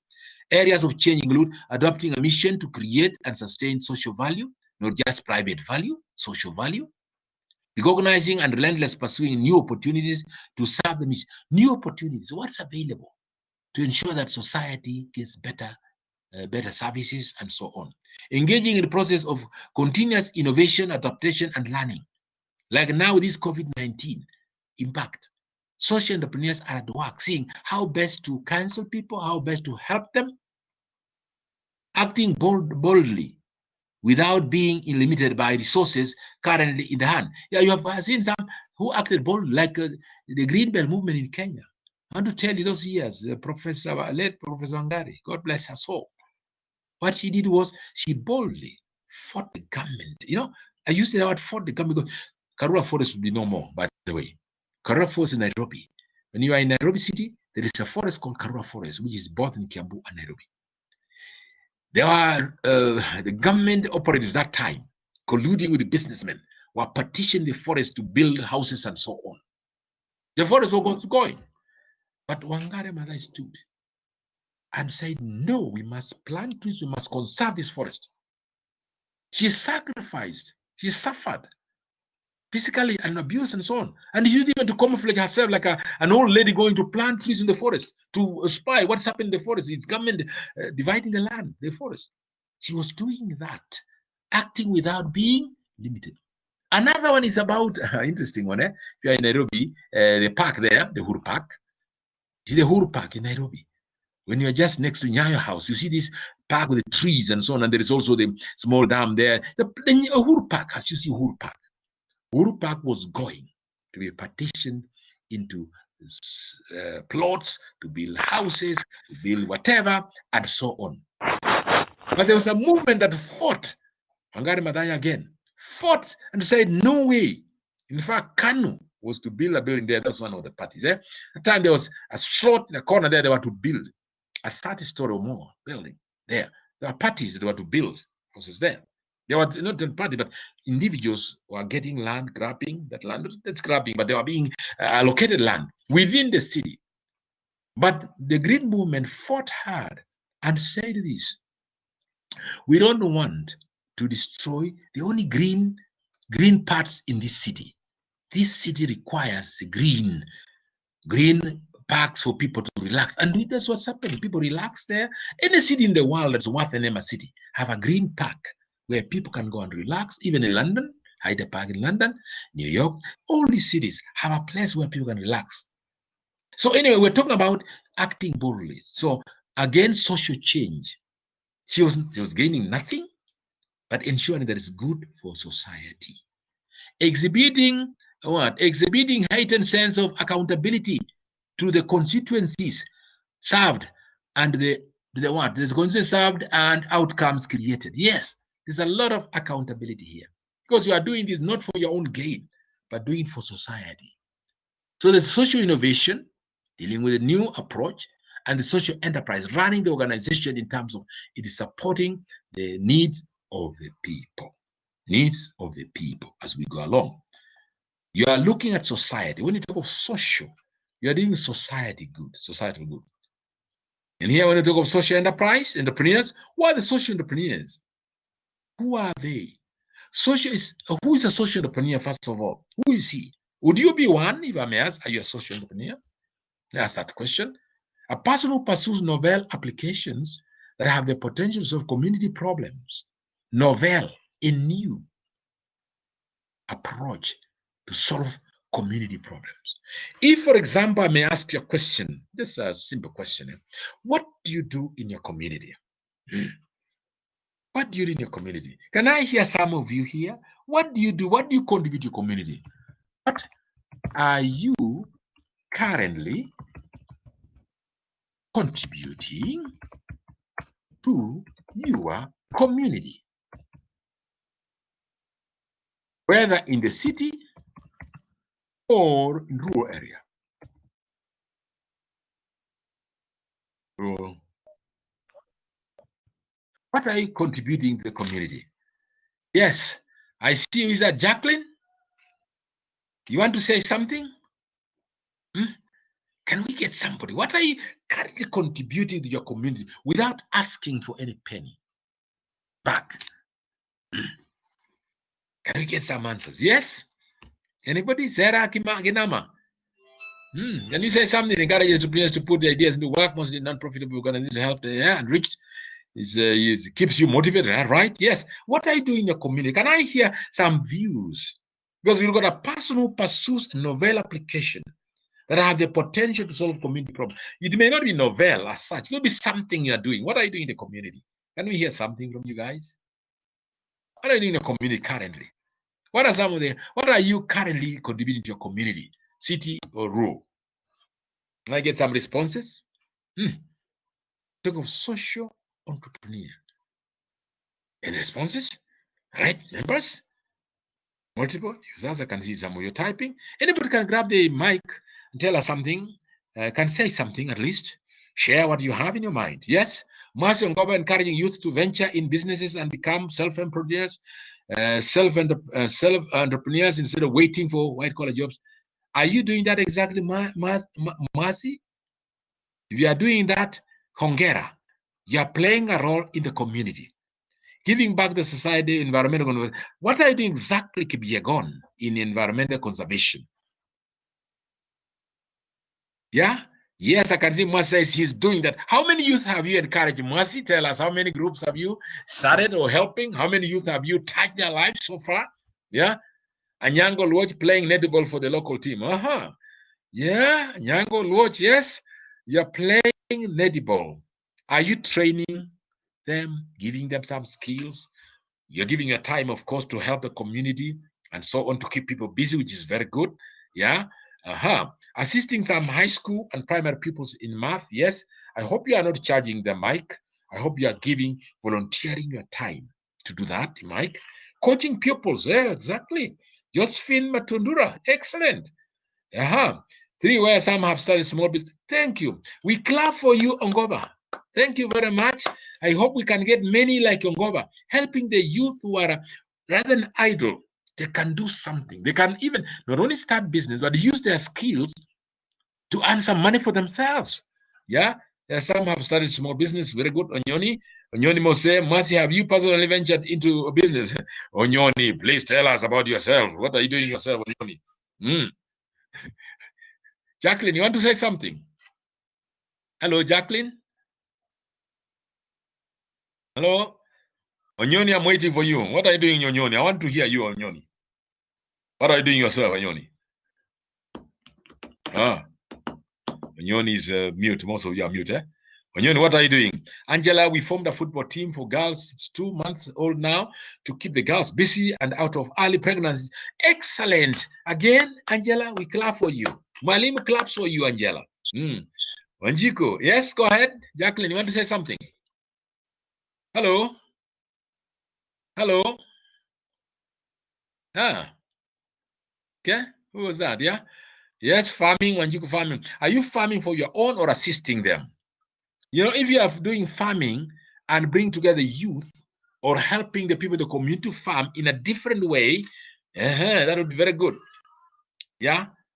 I can see some of you typing. Yeah? Thank you very much. So you ask yourself that question. Would you be a social entrepreneur then? If you are doing it not for profit or for gain, then you are. If you are in a youth group in the church, you are assisting the youth there, you are counseling them, you are doing social entrepreneurial work. It may not be money directly, but it's helping them so that they get out of drugs, out of early pregnancies, and so on. This is schoolwork and engaging them in gardening of trees and for sale. Excellent there. I think this is some, I can see some social entrepreneurs among my students, which I clap for you. For those of you who are doing something, Malimu says, Hongera sana, for doing a great job. And we all say, Hongera, for the work you're doing. Education, the peers of dangers of drugs. Excellent, excellent, excellent. Thank you very much. You now give entrepreneur ideas for free to my parents, and some few friends around have pushed at least 2 friends in agripreneur by starting small-scale chicken farm. Congratulations, Mike. This is good. You know, COVID-19 has the opportunities. We talked about challenges of COVID-19 and opportunities that are existing. You can see you didn't know that you can do some of these things, eh? Jacqueline, do you want to say something? Hello? Hello? Oh, you don't mute, eh? Okay. So, a person who pursues novel applications. Yes? Yes, you want to say something? Hello? You want to say something? Most of you are mute, eh? Are willing to take on the risk and effort to create positive change. The key thing is what you are doing should create positive change in society through your initiatives. Ethical practices such as impact on investing, conscious consumerism, even drugs, don't consume these drugs and that kind of thing, and the corporate responsibility programs. Adam Smith explains in 1776, while we go back to history. Thank you very much, Josephine Matundura, started avocado and sugarcane business selling in wholesale. Thank you very much. Thank you for the good job you guys are doing. I think this is excellent. Now, Adam Smith in 1776, they said this: it is not from the benevolence of the butcher, meat, of the butcher, not benevolence of the butcher, the brewer, person brewing the beer, or the banker, that we expect our dinner, but from their regard to their own self-interest. You know, that's what they were trying to say. These fellows are not benevolent on this, but what they are only serving their own interests. But nevertheless, when individuals pursue their own best interests, they will be guided towards decisions that benefit others. Yeah, you make decisions benefiting others. Even the butcher or the brewer or the baker, they give out things to the poor, those who are not able. If they have that heart of giving to others, not out of what you have, not what you don't need. Some people give because I don't need this, so I give it away to whoever needs it. No. That is not entrepreneurship. But if you have the heart of the welfare, you remember the welfare, that you want them also to benefit from what you are having. If it's a baker giving out bread, says 10% of the loaves I bake, I'll give them out to the poor, or at subsidized price. I want to do subsidized price just to meet the cost. This is some kind of benevolence coming in. And examples of entrepreneurship include microfinance institutions, education institutions, banking, microfinance, and many, many others. The main goal of social entrepreneur is not to earn profit. That's what I wanted to say something here. The main goal of a social entrepreneur is not to earn profit or to engage in earning a salary, but rather implement widespread improvement in society. Ladies and gentlemen, you can see that. Onyoni, what are you doing, Onyoni? You have not told us still what you're doing. I need to supply some sugarcane. What are you doing with the sugarcane, but Onyoni? Mose, what are you doing? You'll tell us. While others are busy, what are you doing, Onyoni? The main goal of a social entrepreneur, let's look at this. Why are you doing that? Is it because you are idle? Of course you're idle. I mean, no, you're idle, but you have some time with you. What else? Because you see society from another perspective. While you are a privileged, you are in university. You are privileged, you may have parents who are paying, or uncles or whatever is supporting you. You are in a privileged state. You can also think of the welfare of the other people. Their health, welfare, and education. 3 things that we mentioned about social entrepreneurship. So if you are thinking of the welfare of others, you want them to make also better. Then you are at this point here. The main goal is not to earn profits. Yes? But rather the welfare of the others. Welfare of the others. And then as we move on in the journey, we're looking at the next one is characteristics of social entrepreneurs. What are the characteristics of social entrepreneurs? They are mission-driven. They act entrepreneurially. Act within entrepreneurially oriented organizations. Act within financially independent organizations. So there are quite a number of things. Number one, they are mission-driven. When you look at an example of Mother Teresa, although I mentioned her at the beginning, of course, she was a missionary nun in India. She saw the need, the poor of the poorest, beggars beyond beggars, living in the streets with leprosy. Nobody wanted to touch them. They are lepers. She took them in, cleaned their wounds, took care of them, provided a place to stay and food and health. Hundreds, thousands. She changed the lives of men and women in the streets and made them people with dignity.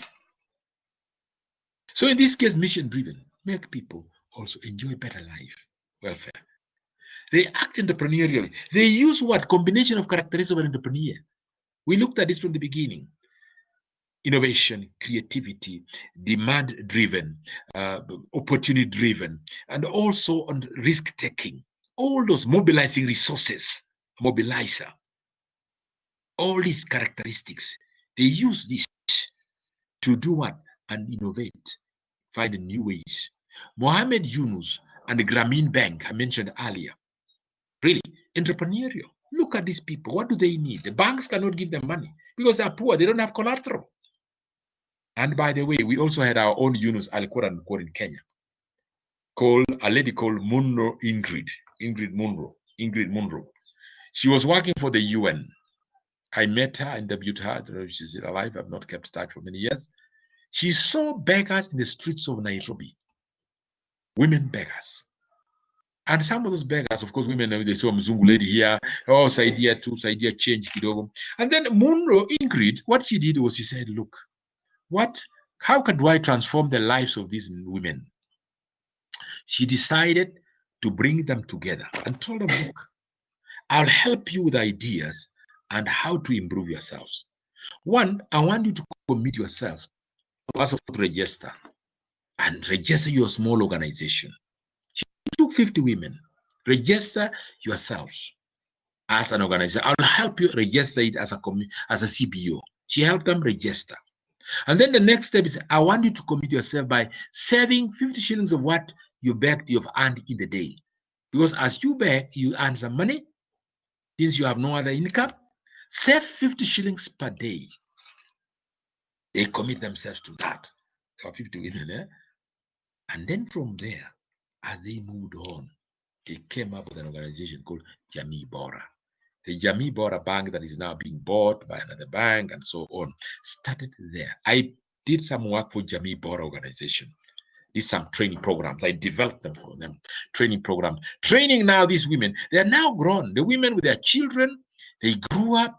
They now had an organization. They now had recognition, and they continued. More women joined. So when they formed this organization, it transformed itself to do education, to do health, and to do also shelter and housing. They also bought a plot in the Kapiti Plains in Kajiado and are building a modern city. But a lot of politics came in. Of course, the politics and the one so on and so forth. They also started a bank, registered the Jamii Bora Bank. Although the idea was taken away from them at some stage, some other sharks came and took over. And I mean, not sharks aside, but in the business, the competition, it was it's Jamii Bora Bank. If you search, I want you to go to Google Jamii Bora organization and go to the history of it. I have quite a lot of stuff about that organization because it was in my heart when I saw what Monroe was doing in that organization, transforming that organization, transforming beggars. Beggars were nothing. They owned houses. And some of them could get a testimony saying, I was living in a Peppers, Makaratasi. Now I am in a 2-bedroom permanent house of my own and my own small compound. That's in Kapiti Plains housing. Wow. Beggars transformed their lives. Education, they took their children to school. Health, they also had a health insurance that took care of their health. When they were sick, they went to hospital, they were seen by doctors, they were treated or operated. Wow, interesting. Transformed the lives of starting 50 beggars in the streets of Nairobi. Wow, mission driven, number one. Monroe Ingrid Monroe, just search that in Jamii Bora. Just check Jamii Bora, history of Jamii Bora, transformation of Jamii Bora, the 50 beggars in Nairobi. That gives you what we call by social entrepreneurship. This lady was a professional working for the urban, I think international urban something, UN, one of the UN agencies, and she was okay in herself and her money, but she saw the need. So mission-driven, entrepreneurially, the total person from health, education of the children, and shelter, and so on, and welfare. Act entrepreneurially oriented organization. She formed up an entrepreneurially oriented organization. She formed one. And she hired children and some of the people from that organization themselves to stand and run their own organization. I remember one young man who was a pioneer going flying for the first time in his life to go and talk on behalf of Jamii Bora in an international organization, in an international meeting. I think it was New York. And he went there, a child from a beggar, having that opportunity to go out there and talk about himself and the organization, how he had been transformed by the social entrepreneur. And that's what Ingrid wanted, transform their lives and so on. Anyway, so we're talking about that. Act with the financial independence. Yes, they set up now Jamii Bora Bank to be independent, earning resources, the money they had earned, and they started this organization and moved this organization further and further. Anyway, read about it. It's sad that it didn't do well beyond a certain level, but it's there. Jamii Bora name rings quite across the board. Right? Those are characteristics of social entrepreneurs, and we go further here a little bit. Unless there's anything else, let's get on. Let's go on here. Characteristics of social entrepreneur. Core assets are forms of social capital. Yes, we'll be talking about social capital at the end. The core assets are forms of social capital. What do we mean by this exactly? Sorry, it's another slide here. I just wanted to enlarge this a little. Sorry. So yeah, core assets are forms of social. Yeah, we do this. Relationships, key is relationships. Networks, and what? Trust and cooperation, which gives them access to physical, reduce that a little bit, which gives them physical and financial capital. One of the characteristics that core assets of the social capital. What's social capital? Social capital. Some of you, when you're growing up at home, you support your families, you are running errands, business for them. That's social capital. When the people where I grew up in the farms, in the countryside, rural Kenya, many of us were from rural Kenya. What we used to do was we used to come to get harambe. People, if you had a farm, a neka, you could get the villagers, neighbors, 10, 20 people coming together to dig. You know, we didn't have tractors. That's number one. There were no tractors in the 60s. There were not tractors, are very few, in the few large farms. But smaller holders, either oxen or people themselves, coming together. You could get about 10 people, 20 people on one farm. With the djembes, they come very early and they dig a whole acre. And they're not paid. What the owner does is only provide a meal. They're happy, they go home. Tomorrow they go to somebody's. What is that? That's social capital. If you quantify the amount of money you'd pay for someone to dig an acre, now it's about 4,000 shillings. Recently it was 4,000. Person says, give me 4,000 to dig your farm. Here, 1 acre. It's a lot of money. The rural area. So these people would come together. Even building a house. You know, they used to have these houses where it's grass touched, round grass touched. So you get young men, community, 10, 15, 5, 10, 15, they come together, say, we are now going to so and so, we'll build a house for you. Those are cutting trees, those are digging holes, putting up trees. After that, the thatching. The house is done in a day. Social capital. And of course, services you offer in your homes. Many of the students today, I meet them in my city here where I am in Eldoret. When I go to some of these shops, so I don't go into the menu restricted because of COVID-19. But when I go, I see these young people. Either they're in an M-Pesa shop, or they're in the grocery setting, or they're selling products out there in the open air. By the way, there are so many now open air markets today. People selling either fruits, vegetables, name it. Most of the people I see there are young people. And some of them I suspected were students. And I asked them, yeah, how are you? Fine. What is doing? I'm doing this. You are not the owner? No, my parents. I'm helping them. I'm a student in this university. Or I've just finished high school. I'm waiting to go to university. I invite them actually to join ZTech. Those of them, some of them. Some of them are in the university already. They are offering, and they're not being paid, but they are helping their parents. They are doing their parents or their cousins, their uncles' work. That is what we call social capital in brief. I'm sure some of you are offering social capital. True, Mose Onyoni? Are you doing some social capital, Onyoni, Mose? If yes, type yes. Josephine Matundura, are you doing some social capital? I know what you're doing is offering some services. Are you offering some social capital? Are you doing some social work, which comes to social capital? So that's what it means. Core assets of the forms of this. The organization they found are social. Organizations these social entrepreneurs find are social entrepreneurs, are social in that they deal with society. Are often community entrepreneurs. They are within the community. Attempt to generate the locality instead of the neighborhood, which are best. However, small social entrepreneurs are best in geographically undefined communities. Yeah, you get social entrepreneurs communities. Churches are social organizations. What do they offer? Most of them, or most, they tend to offer the spiritual stability in the human being. Not only money you are looking for, but stability in your own spiritual life. Teaching you about being a good person in society. Most are doing the same thing. Churches are doing the same thing. Some welfare organizations are doing the same thing. To teach people, to help people come together and learn about a few things concerning how they can better their lives. They are basically in the community. This is, again, social entrepreneurship. Entrepreneurs, they are actually often in the community. They are not operating as individuals. They are within the community. Yesterday, they featured something, was it in K24? They're talking about Masai Mara, the community. I forget the community. Masai Mara community out there, Masai community in one of the villages. The community has come together. They set up in the conservancy. They set up a place for tourists.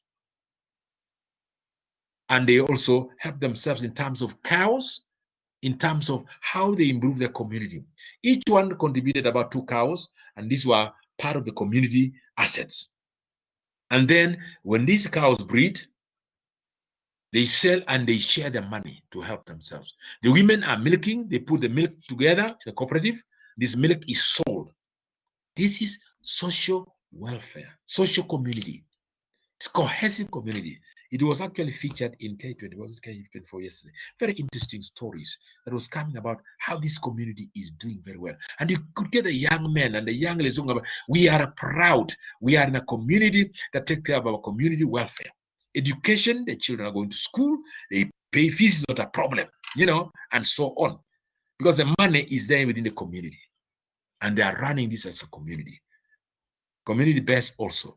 And this was an idea of one person doing that, to bring together their community and so on. They have a lodge, which is actually community run. They have hired their own people, they've trained them, and so on. Types of social entrepreneurs. There are 4 types of social entrepreneurs, which I want to touch here very quickly. There is a social bricklayer, focus on local concerns. Is partly driven out of first-hand exposure to problems. Local citizens walking crime field streets or witnessing gang violence are more likely to see a lack of opportunity for the young people. So really focus on local concerns. This person here, local concern, motivation to solve local problems and maintain local focus.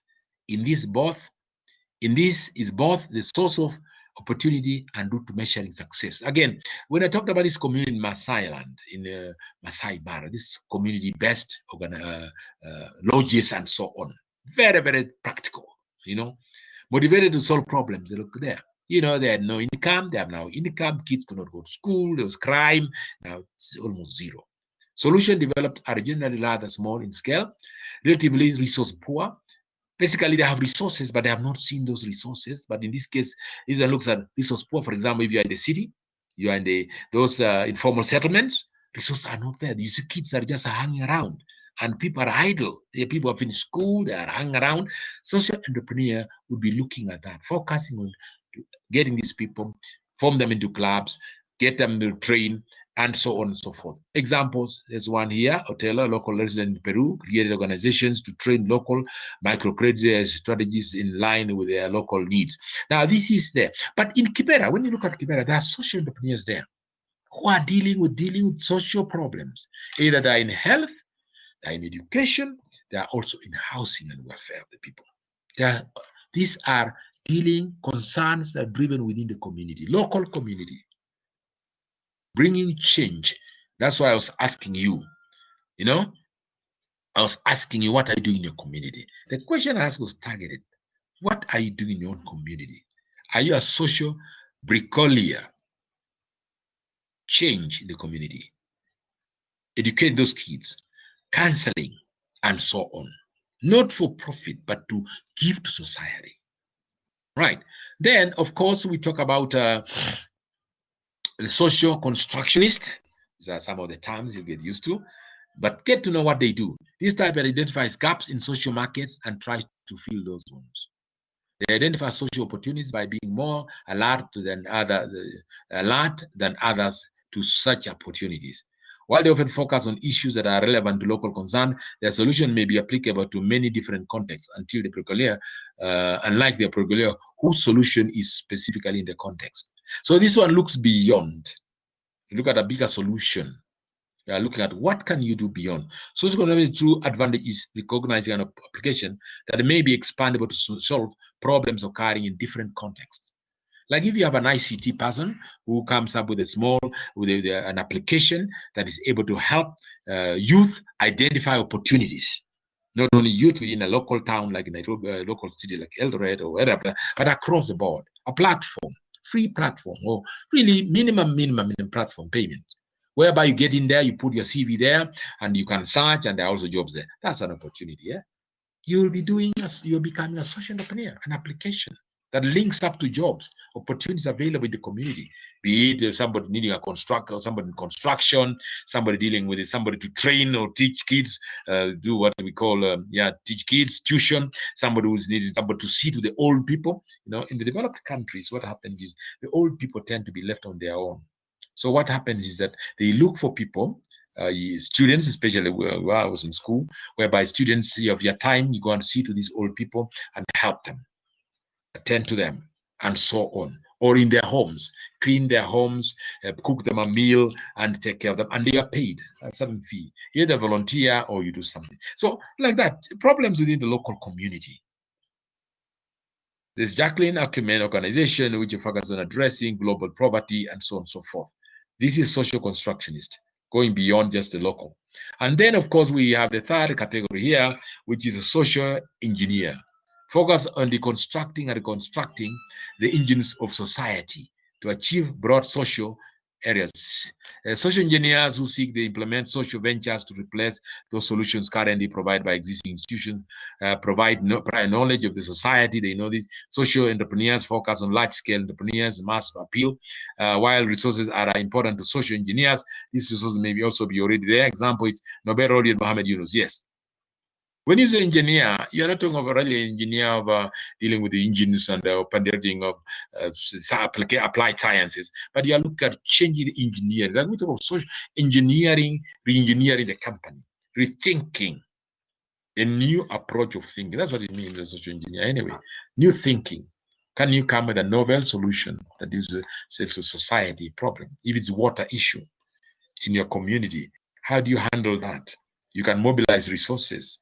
How you get the community to get water. There's another community in Muranga somewhere, they did electricity.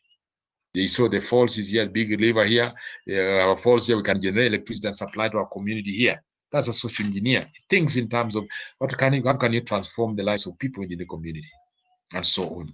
Just moving quickly, you'll have the notes on this and read them and research also on this. Social enterprise. I want to talk about the social enterprise. Talk about social enterprise. What is it? We talk about social entrepreneur. What about social enterprise? These organizations are those which do what? Whose primary focus is to uplift the community or society in which they exist. A social enterprise is one that looks at uplifting. This, the one that comes into mind right away is that of called the cooperative movement. If you look at the cooperative movement, it's a very interesting movement. I just zero in on cooperative movement. Cooperative movement brings together people. I'm sure many of you went to school or who come from the rural areas. You've seen the cooperative movement. That your parents either grew, they are called primary cooperatives, grew either coffee or pyrethrum or tea. Tea tends to be different. It tends to be more of companies. But these others, cooperative movement, even tea also. But where I grew from, we used to have the primary cooperative growing coffee. We used to grow in Bungoma. We used to grow coffee. When you grow coffee as an individual farmer, what do you do as an individual farmer? You take this coffee, you have formed a cooperative, and you have applied the government. You set up a factory. So whereby you take your coffee to that factory. I remember as a young boy in Saturday 1, 2, 3, okay, 2, 3, 4, we used to take coffee every Saturday. I think it's every Saturday. We used to pick coffee, and when we had 2 or 3 sacks of coffee, we used to use oxen to pull a sledge. We used to do that. Pull a sledge, coffee from our farm, other communities, also other people who had smaller, less yields, we would team up and use oxen to take this coffee to the factory. Very interesting. My growing up was in the rural areas. So we used to take it to a cooperative. In fact, this one was called Nakoyonjo Farmers Cooperative Society. It was a local factory put together by farmers who are members, and we used to take our crop there, which is then processed. And then when the crop is sold, we used to get money. My parents used to earn money out of that. And that money is the one who used to pay fees and buy goods for us, our families. So I'm sure this is common in many places. Either it was coffee or milk. KCC, for example, is one of those. Kenya Cooperative Society, whereby small-scale farmers came together, even large-scale farmers came together and formed a cooperative. Whereby, how do you process this? It's an expensive venture. So you can't do it as an individual. Of course, the large farmers could have their own processing plant. But here, farmers collected their milk, small quantities. There are vehicles coming to collect it, to ferry it, and take it to the cooling plant. And from the cooling plant, it will transport it to a processor.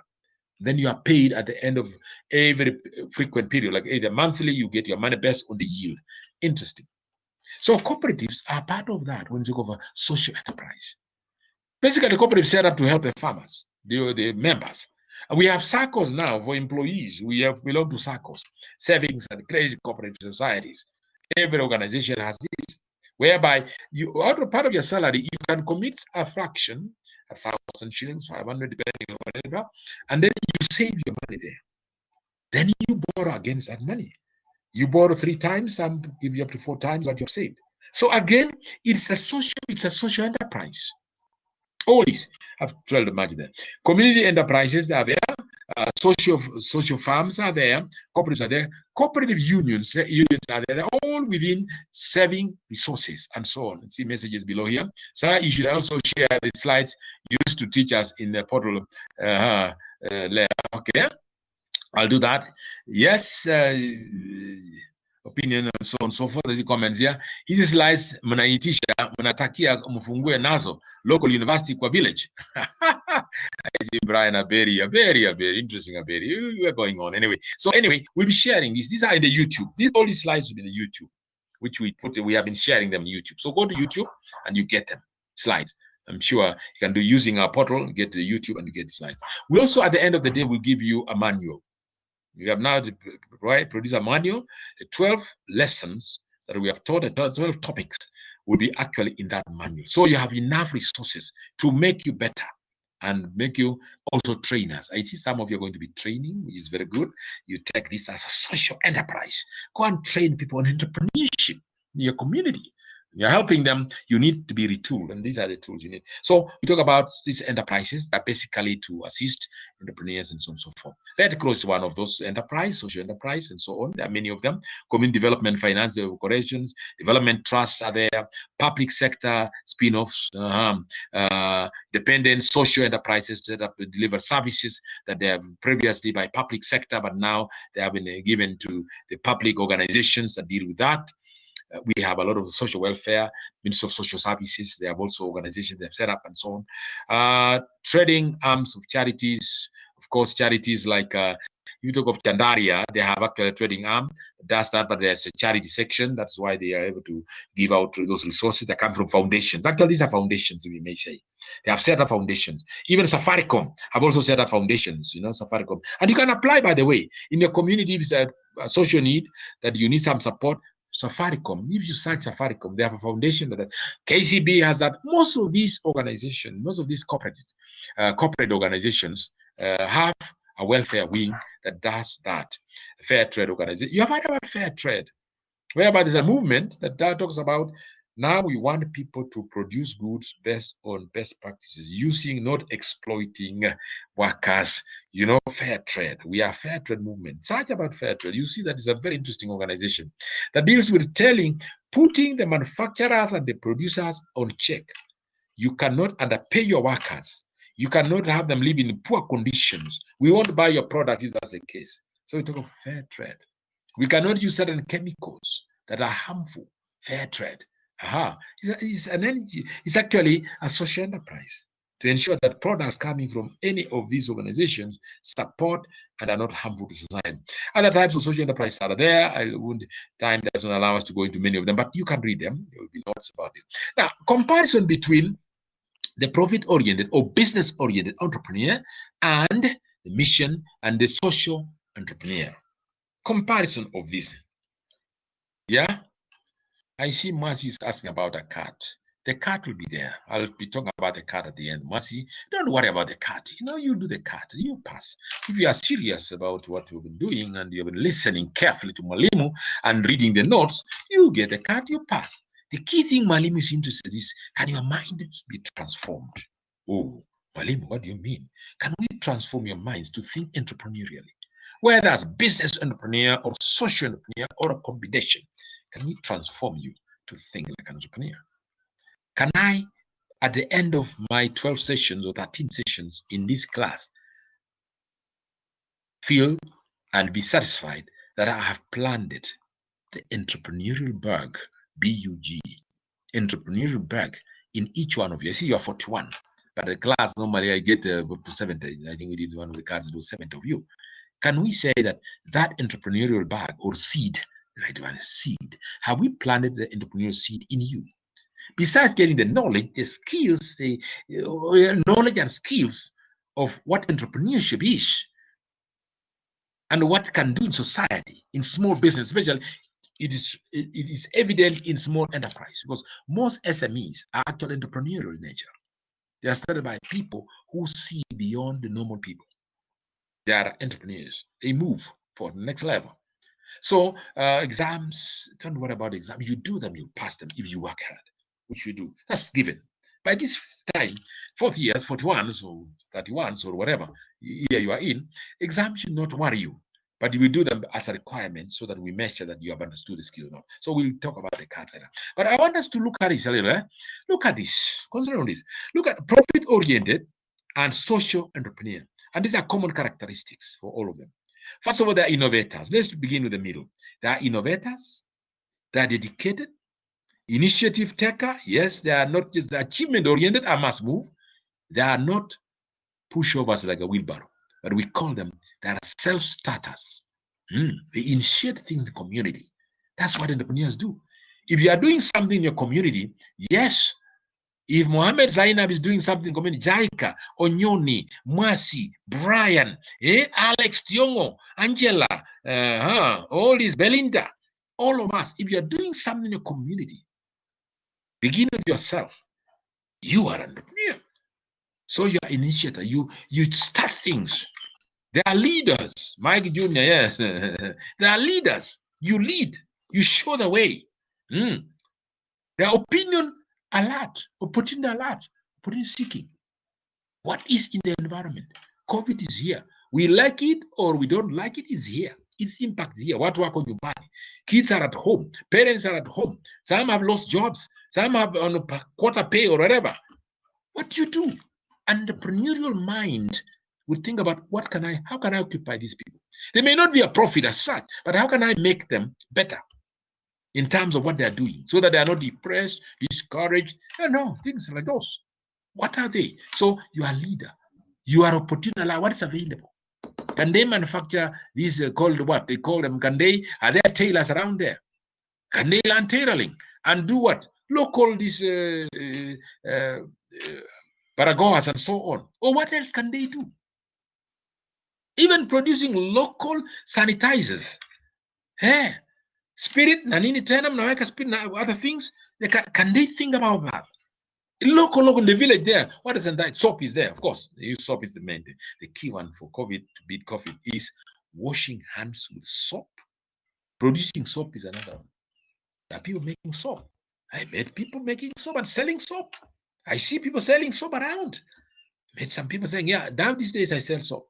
Oh, I buy some to support the enterprise. What do you make there? Chemicals to be used in soap as long as it's clear, it's proper. Yeah, make soap and so on. Opportunity a lot. They are persistent. They don't give up. Things are not moving. Wow, maybe this is a wrong direction. No, they're persistent. They see it. They see people with resources. They can even bring them together and say, look, Malimu or so and so, can you help us? We have this need in the community. How can you help us? So, oh yeah, I'm not able to come, but I'll give you some money, a little money to support these people. That people can train them on. Yeah. Resource mobilizers. There are people in society that have resources. They can't trust anybody. But if you go there as a genuine person, I'm a student at Zitek University, I'm a 3rd year or 4th year, this is what I'm studying, and I've seen this need. We want you to come in and help. Don't ask for their money. Ask for their their involvement. Involve people. That's the secret there. If you want people to come to give you their money, involve them. Recognize them first. They are doing their in the society. We know you are a leader in the society. We want you to help this team. Can you help us? We want to train these young people. Football. They have no balls, have no uniform. Some of them are from homes that they have nothing. Can we help them? And when you go that way, you can mobilize resources. You surprise yourself that actually can do a great thing in the community. Yeah? We need to support the community. Okay, so they are persistent. They will not give up when the one door says, no, I'm not interested in this. Some will say, I'm not interested in this. They are not part of this. These people in the community are not happy. They're not my friends, and so on. Don't give up. Find another direction. And then you be committed. Wow, commitment. It takes you to say, yes, I want to do it, and I'll run it to the end. Takes are common characteristics. And that's what I'm encouraging you. If that's what I can do, ladies and gentlemen, I'll have achieved by being here as a professor of entrepreneurship. Professor of entrepreneurship. I am emphasizing that. And a person who has a passion to bring change in young people like yourselves and others. So that's a common characteristics of both entrepreneurs. Now let's look at the profit-oriented entrepreneur. Looks at high achiever. They are risk bearer. They are organizers. They are strategic in thinking. They value creation. And they are arbitrager. Yeah, the arbitrager. Arbitration. Arbitrager. You talk about not arbitration as such. Arbitrager is looking at the opportunity in between, like where there is high profit there, low profit here. I get in between. I buy this at this price, I sell at that price, or I do exchange, like exchange rates. Basically, you have dollars, you have shillings. The arbitrager comes in there. Arbitrager.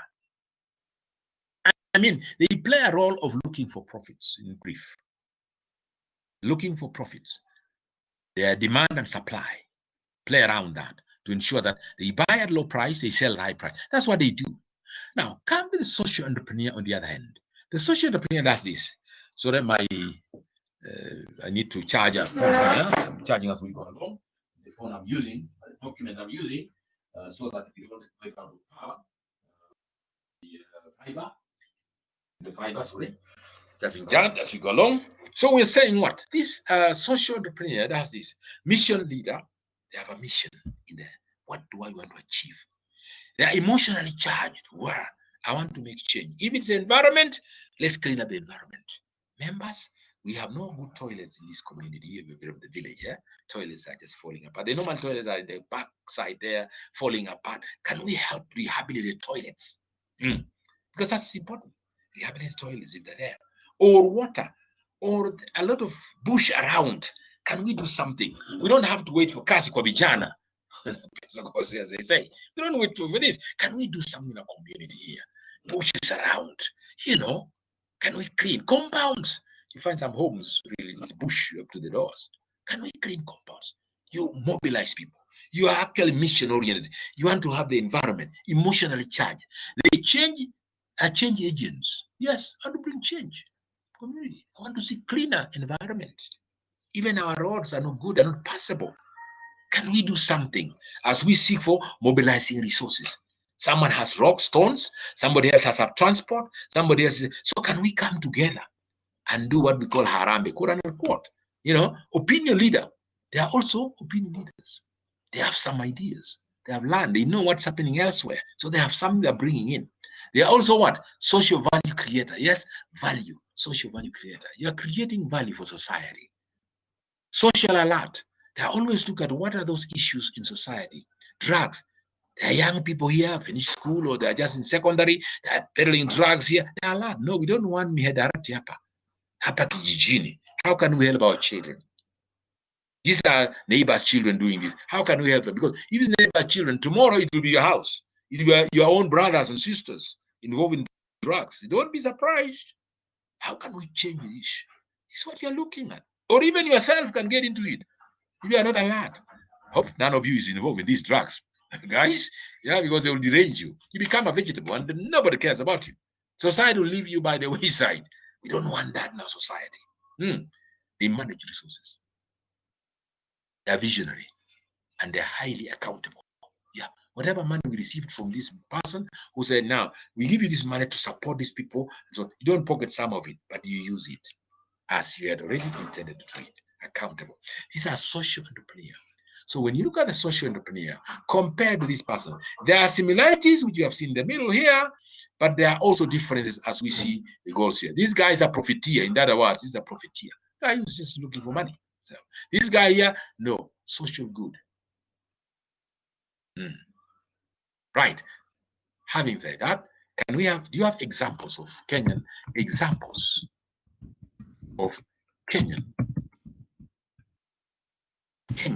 social entrepreneurs? Kenyan social entrepreneurs.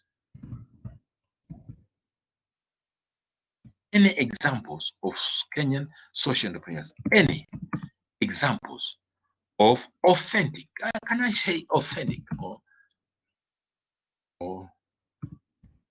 authentic? Any examples of authentic Kenyan social entrepreneurs? You have examples. Any examples of authentic Kenyan social entrepreneurs? You have any? You must say authentic. A person, you see, this one is a social entrepreneur, and this is what he's doing. Yeah, Junior is typing, Jaika is typing. Yes, it could be from your community. You may not know them much, but you know them because of this characteristic. Can you give them to us very quickly? Just about to finish this and get to one social entrepreneur that I promised earlier, for those who are there from the beginning. Yeah, Manu Chandaria. Jaika, is that Manu Chandaria a real social entrepreneur or convert to a social entrepreneur? Very good. We'll accept him for now because he's done about Chandaria hospitals around. When you go to some of the major hospitals like here, MTA, right? Moi Referral Teaching Hospital, there's a Chandaria wing. Kenyatta University is a Chandaria Innovation School. They have done quite a bit, yeah? All Kenyan churches. Onyoni Mose, I want to pause there a bit. Are all of them really social entrepreneurs? Or they're profiteering? Because I met pastors who have said this, you know that petrol station there? You know those flats there? You know, those are mine. You know, that's something behind the scenes. But there are some pastors, there's some churches that are actually profiteering. Partially agree with Onyoni, but there are a number of them which are just profiteering. You see some of those pastors, I'm sorry to say that, bishops. Sorry, I'm also in the church. But there are some, when you look at them, their life leaves a lot to be desired because they are actually churches of business, making money for themselves and their families. Anyway, beside the point, God charges better than we. According through Akodea Foundation, yeah, all right. Other than the likes of Pastor Nganga, you need to only be pastor, my friend. It's good to just say yes. Some, but not all. Okay, thank you very much. Yeah, any others? Akodea, the musician with Akodea Foundation that helped the fortunate in the Northeast. Excellent. Any others? I'm waiting for some more. Guys, where are the others? Can you give us some more? Some more, please. Some more. Okay, keep them coming. We'll be seeing some shortly. Right. Basically, as we go down here, starting with entrepreneurship, moving towards a transformation. This is where I'll bring in MCF, More Children's Family, which is very interesting. I'll bring it later. But transformation from now, Manu Chandari is a good example where they've transformed from profit to social entrepreneurship. Now, many of these social entrepreneurs we see around, many of them, few start as social entrepreneurs from zero straight one. Chris Kirubi Wanjiko, okay. He's one of the big names that comes to mind when you think about entrepreneurship in Africa. The self-made businessman has invested in almost every sector of the economy, with the majority of his shares being in the real estate. Good. Chris Kirubi, is he a social entrepreneur? Wanjiko Solomon, tell us what tells you that he's a social entrepreneur. Yeah, Brian, if you can mute your mic, Brian, please mute your mic, unless you want to say something, Brian. Yeah, but I'm asking Wanjiko Solomon. The question was examples of authentic Kenyan social entrepreneur. That was my question. Authentic. One who is a social entrepreneur based on the definitions we gave. Okay? Maybe Kirubi is doing something that we don't know, but let us know. Okay. Now, the definition of term social entrepreneur must start with the word entrepreneur. There must be entrepreneurs. Entrepreneurship describes context. We have talked about entrepreneurship, person characteristics, requires individual, identify, run opportunity, create value, and so on. We can see three common components of entrepreneurship. There are what? Circumstances of an opportunity, characteristics of personal attributes, and outcomes that come at the end of it. So beginning with entrepreneur, let's see, how do they transform? Shift to social entrepreneur. How do they shift to social entrepreneurship? Shifting begins here, not just a little bit. We can move a little bit. Shift is informative way to define social entrepreneurship is to establish overlap with the business entrepreneurs, seeing social entrepreneurship as grounded in the same three elements that we saw earlier. The difference cannot be simplified any further. Distinction between entrepreneurship and social entrepreneurship is the value of the value lies in the value proposition. For the entrepreneur, for the profit entrepreneur, the value proposition has been organized to serve the market and can comfortably produce new products, service, and thus create financial profit. So for profit entrepreneurs or for business entrepreneurs, they are looking for financial profit. At the end of the bottom line is profit. Forget about it. Work, get as much, exploit. You know, some of the entrepreneurs are seen as exploiters. They used to be seen that way in the community. These are exploiters. Ameanza biashara na amejaza duka vitu, yeye ni mwizi, anaibia watu pesa. What does it mean? It means they overcharge. And true. Another incident recently on the weekend, I think I was traveling. I went to my local shop in the village. I was buying some article, actually binding wire for binding droppers with wire and so on. So I was buying this, and I went to this shop, and the guy was telling me, I said, "Can I get a kilo?" Because they sell them in kilos. There are these wires, roll wires. He gave me something so thin, I mean, a roll, and I looked at it and looked at his face, and said, "My friend, is this a kilo?" He was telling me, "Yes, it's a kilo. Is this a kilo?" He told me it's a kilo. Oh, can we wait? I didn't want to raise suspicion. I just, my friend, we buy them also in Eldoret in kilos, and it costs 120. He was charging 100. I said, "No, do you have a kilo, my friend? Let's wait. I want a few several kilos." Then, no, I don't have a kilo here. He knew it was not a kilo. It's actually almost 0.6 of a kilo. But because I didn't want to show that I know more in terms of the weights and put him on the spot, I just paid 100 shillings and left the shop and carried that. What am I saying? Those are profit. They want to use any means to make a profit. They will exploit you. Even products that are expired, they will wrap the date and sell it. You see that? They don't care. They underweight, for example, that's where they cheat a lot. Sugar, they say, "I want a kilo of sugar." They will give you a kilo of sugar that is 0.9 grams, 0.9 or 0.8 or 0.75. They do a lot of shortcuts. Some of them are like that, they're negative entrepreneurs. So they are profiteering. Now, a social entrepreneur on the other hand, the value here comes in because we look at the difference in the value. The social entrepreneur value proposition targets to an underserved, neglected, disadvantaged population that lacks the financial means or political clout. It means you are looking at the people transforming the people's lives, not exploiting, but giving them value for their money. If you are doing business, value for their money and helping them.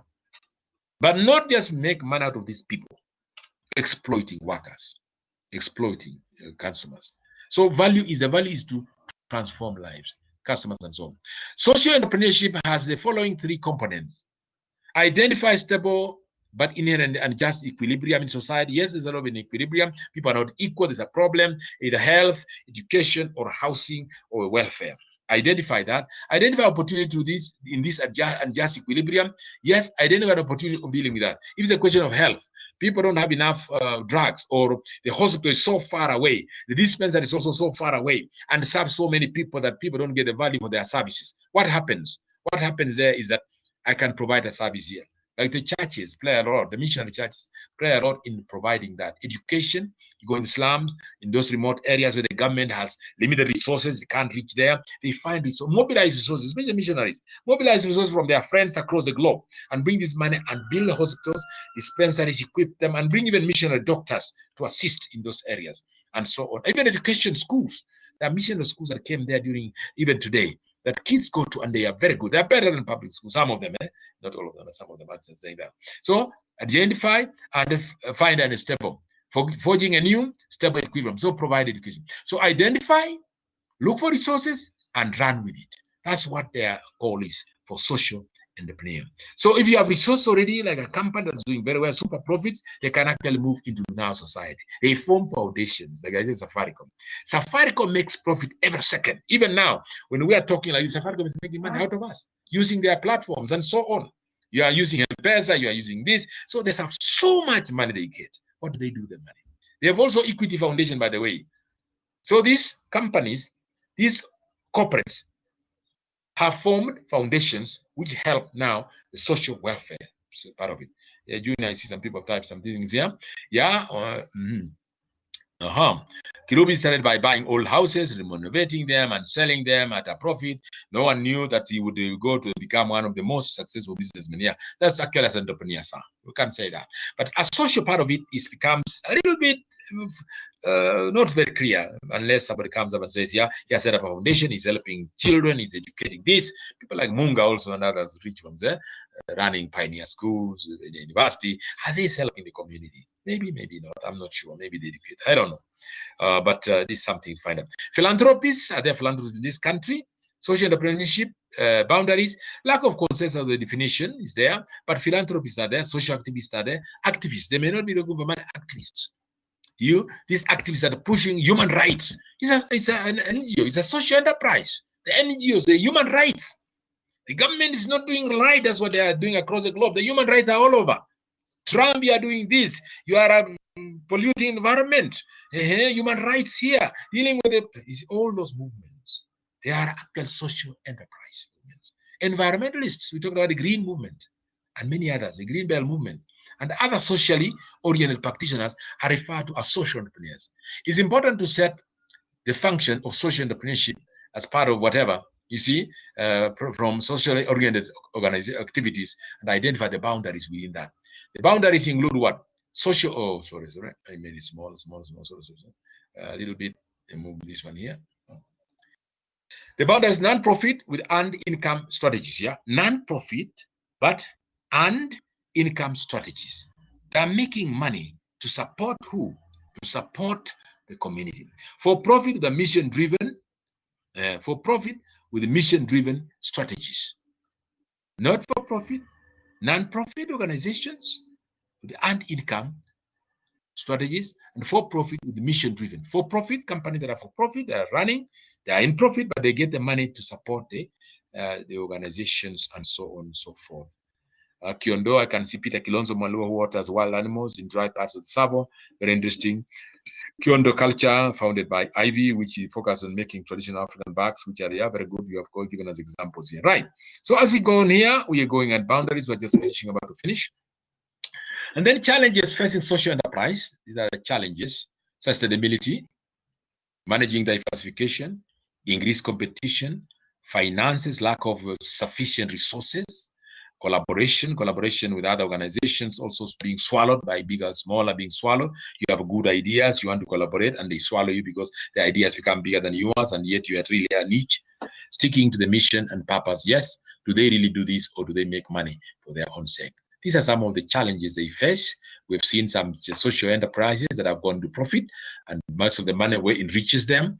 They found us, and they find that the money is not like churches I mentioned. They are actually seeing their mission. They're serving community, spiritual nourishment, producing welfare, but at the end of the day, it's serving their founders and so on and so forth. Right, so those are some of the things that you see, challenges as such. And then, of course, as we go along, social capital, now social capital is what I mentioned at the somewhere, but social capital is a broadly used term. Relationships is key. Shared sense of identity, shared understanding, shared norms and values, trust and cooperation are key things. However, many views of this complex subject are a single definition, make it even difficult. You can't define social capital as that, but it's what I mentioned earlier, that providing services in the relationships, community, this is social capital. The social capital in the community is people themselves, how they are related and they work together to solve. If people have come together, for example, and say, we want to provide security, for our own area here, we have insecurity, and we come together as a team. Actually, we become a social capital because people are there, they contribute ideas, and they're volunteering to do work together. I told you about construction in the village those days, even today, Harambe that comes in when somebody loses a relative or have a calamity, they raise money to support one another. This is social capital. It's not the money, but it's the individual's willingness to work together and support one another. That's what it really means about social capital. That's what I didn't want to leave that out, but I said we are actually practicing social entrepreneurship through social capital. In our own African culture, actual social capital is key. The children, the community, the relatives work together. Then they work in the farms, they help, and so on. In fact, I remember a man in my community those many years there was polygamy. A man who had about 3 wives, big community, had about 20 children. And all of them, they never hired people actually for their farms. They had a big land. They were farming maize. And all these children and their mamas went to the farm together. You know, schools have funga, April holidays are actually planting. August, this is November, they are harvesting. You know, the whole community. So this is actually social capital. And they also brought in relatives that work together. This is social capital. And we see it today. In many ways, shared responsibilities. Even this COVID-19, we see a lot of social capital. People within the community supporting one another and volunteering. People doing things. You know, you don't have to pay them, you know, and so on and so forth. We see this a lot in the communities, in the villages, and so on. That's about social capital. I want to finish some here. Then, of course, social capital generally covers networks, relationships. Resources are actually the people, intangible and tangible.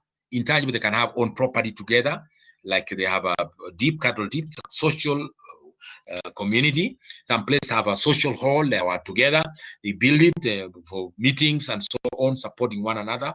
I saw a documentary, another Malim here sees what I watch basically on TV. The secret is the news, of course, number one. Number two, business documentaries. Number three, the wild, watch about the geographic. And the other one is recently I've been watching about the Chinese, the technology of China. It's very, very big real technology. I was watching about the CCTGN documentary about villages in China, how they are transforming themselves, and the social community.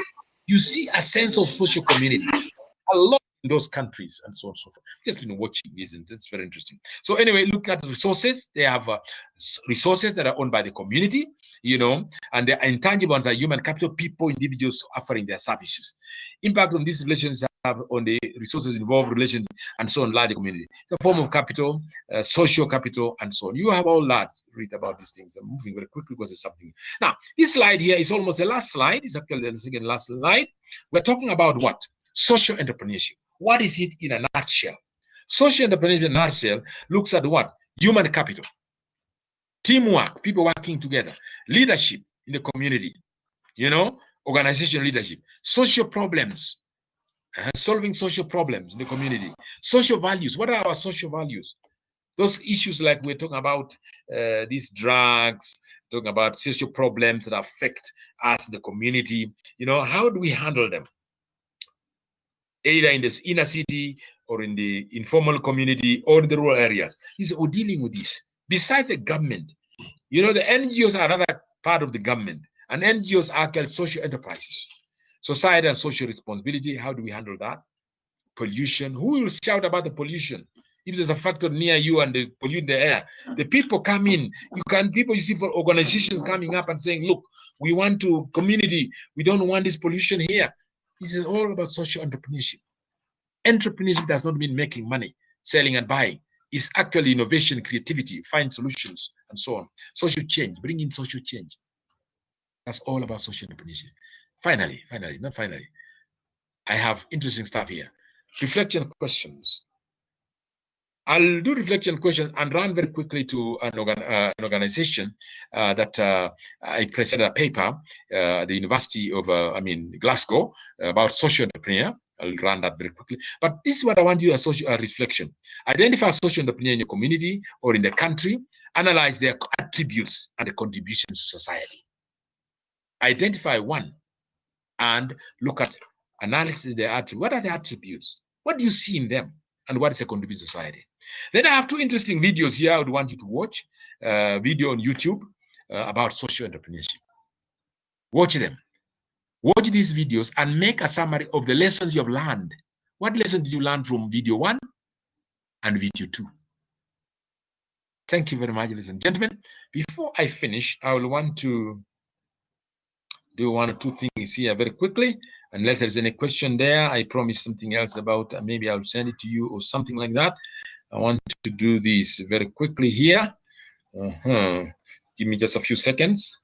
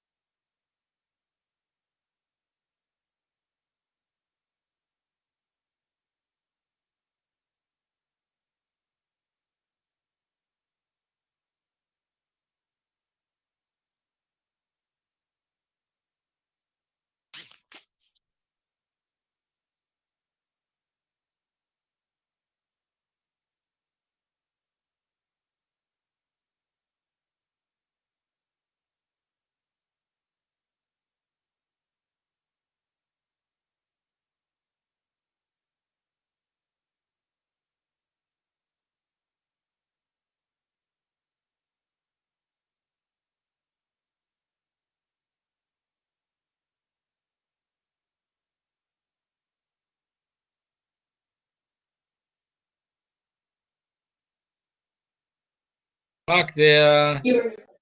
Back there. Start sharing. Okay, start sharing this. Listen, gentlemen, I am back. I was just trying to load another presentation, a very quick one here, which I want to run through.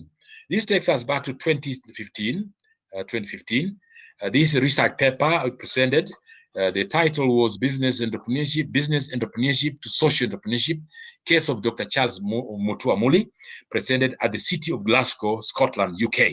I'd gone there for a conference, and I want to run through this very quickly to give you guys ideas. Charles Muli, the one of Muli Children's Home. Exactly, Jaika, if you know that, that's the one I'm running through very quickly. And this was presented in Scotland. I want to take you very quickly. That's the city of Glasgow. I was there, 2015. And some of you go there. Very beautiful city. That's the center of city of Scotland. And of course, by the way, if you are very keen about missionaries in this country, many missionaries, especially the Protestant missionaries, came from Scotland, while UK was supporting others who came from Scotland. So this, I was here, I spent time here, a week I was here presenting a paper, and that's why it's good to be a professor. And I encourage all of you, after you finish your bachelor's degree, go to master's and come do your doctorate and get to be a professor. You can also travel, of course. You can also travel to cities, you can go and do a master's in some of these universities, or just visit. The best way is actually go and study. Look for scholarships and go and study. And if not, when you are working, make sure you climb and visit some of these cities. So I want to run through these slides very quickly. I was in the city of Scotland. This is what I did. I presented a paper. I was the lead author of this paper. I was then the vice chancellor at that time and professor of entrepreneurship at Presbyterian University of East Africa. That's what I was doing. I was there as a leader at university, but I also was a researcher. I had co-presenters who are here, Monica Diambo, Child Family Agency from Dublin, Ireland, and then Dondo Mutua from Muli Children's Family. So I was presenting a paper that talks about turning around this. Thank you, Leah. Yeah, thank you. So I turned around, I was presenting this paper, turning around how Charles Muli, Dr. Charles Muli, turned from a interesting entrepreneur himself in Eldoret town, convert himself into a social entrepreneur 100%. And MCF, you can start MCF, you find these. Actually, I did a lot of work for them at that time. So we went ahead here and just to lead you. Now, this was Safari to Muli Children's Home Family. Where is Muli Children's Family? Over 150,000 street children in Kenya need help. That's one of the things you know. Over 150,000. Now it's about 500,000 need help. And here is Kenya. You know, when you're presenting a paper overseas, people don't know where Kenya is. You have to show them map. I showed them map that we went to Kenya. I moved them. I was in Glasgow, presented this paper in University of Glasgow, and I told them where Kenya is, and I also showed them where Kenya is. You can see the map of Kenya, and you see the counties are there. That's what I was telling them about our country. And then I went straight to the paper. What were the objectives of the study? This was a study I had done, a research.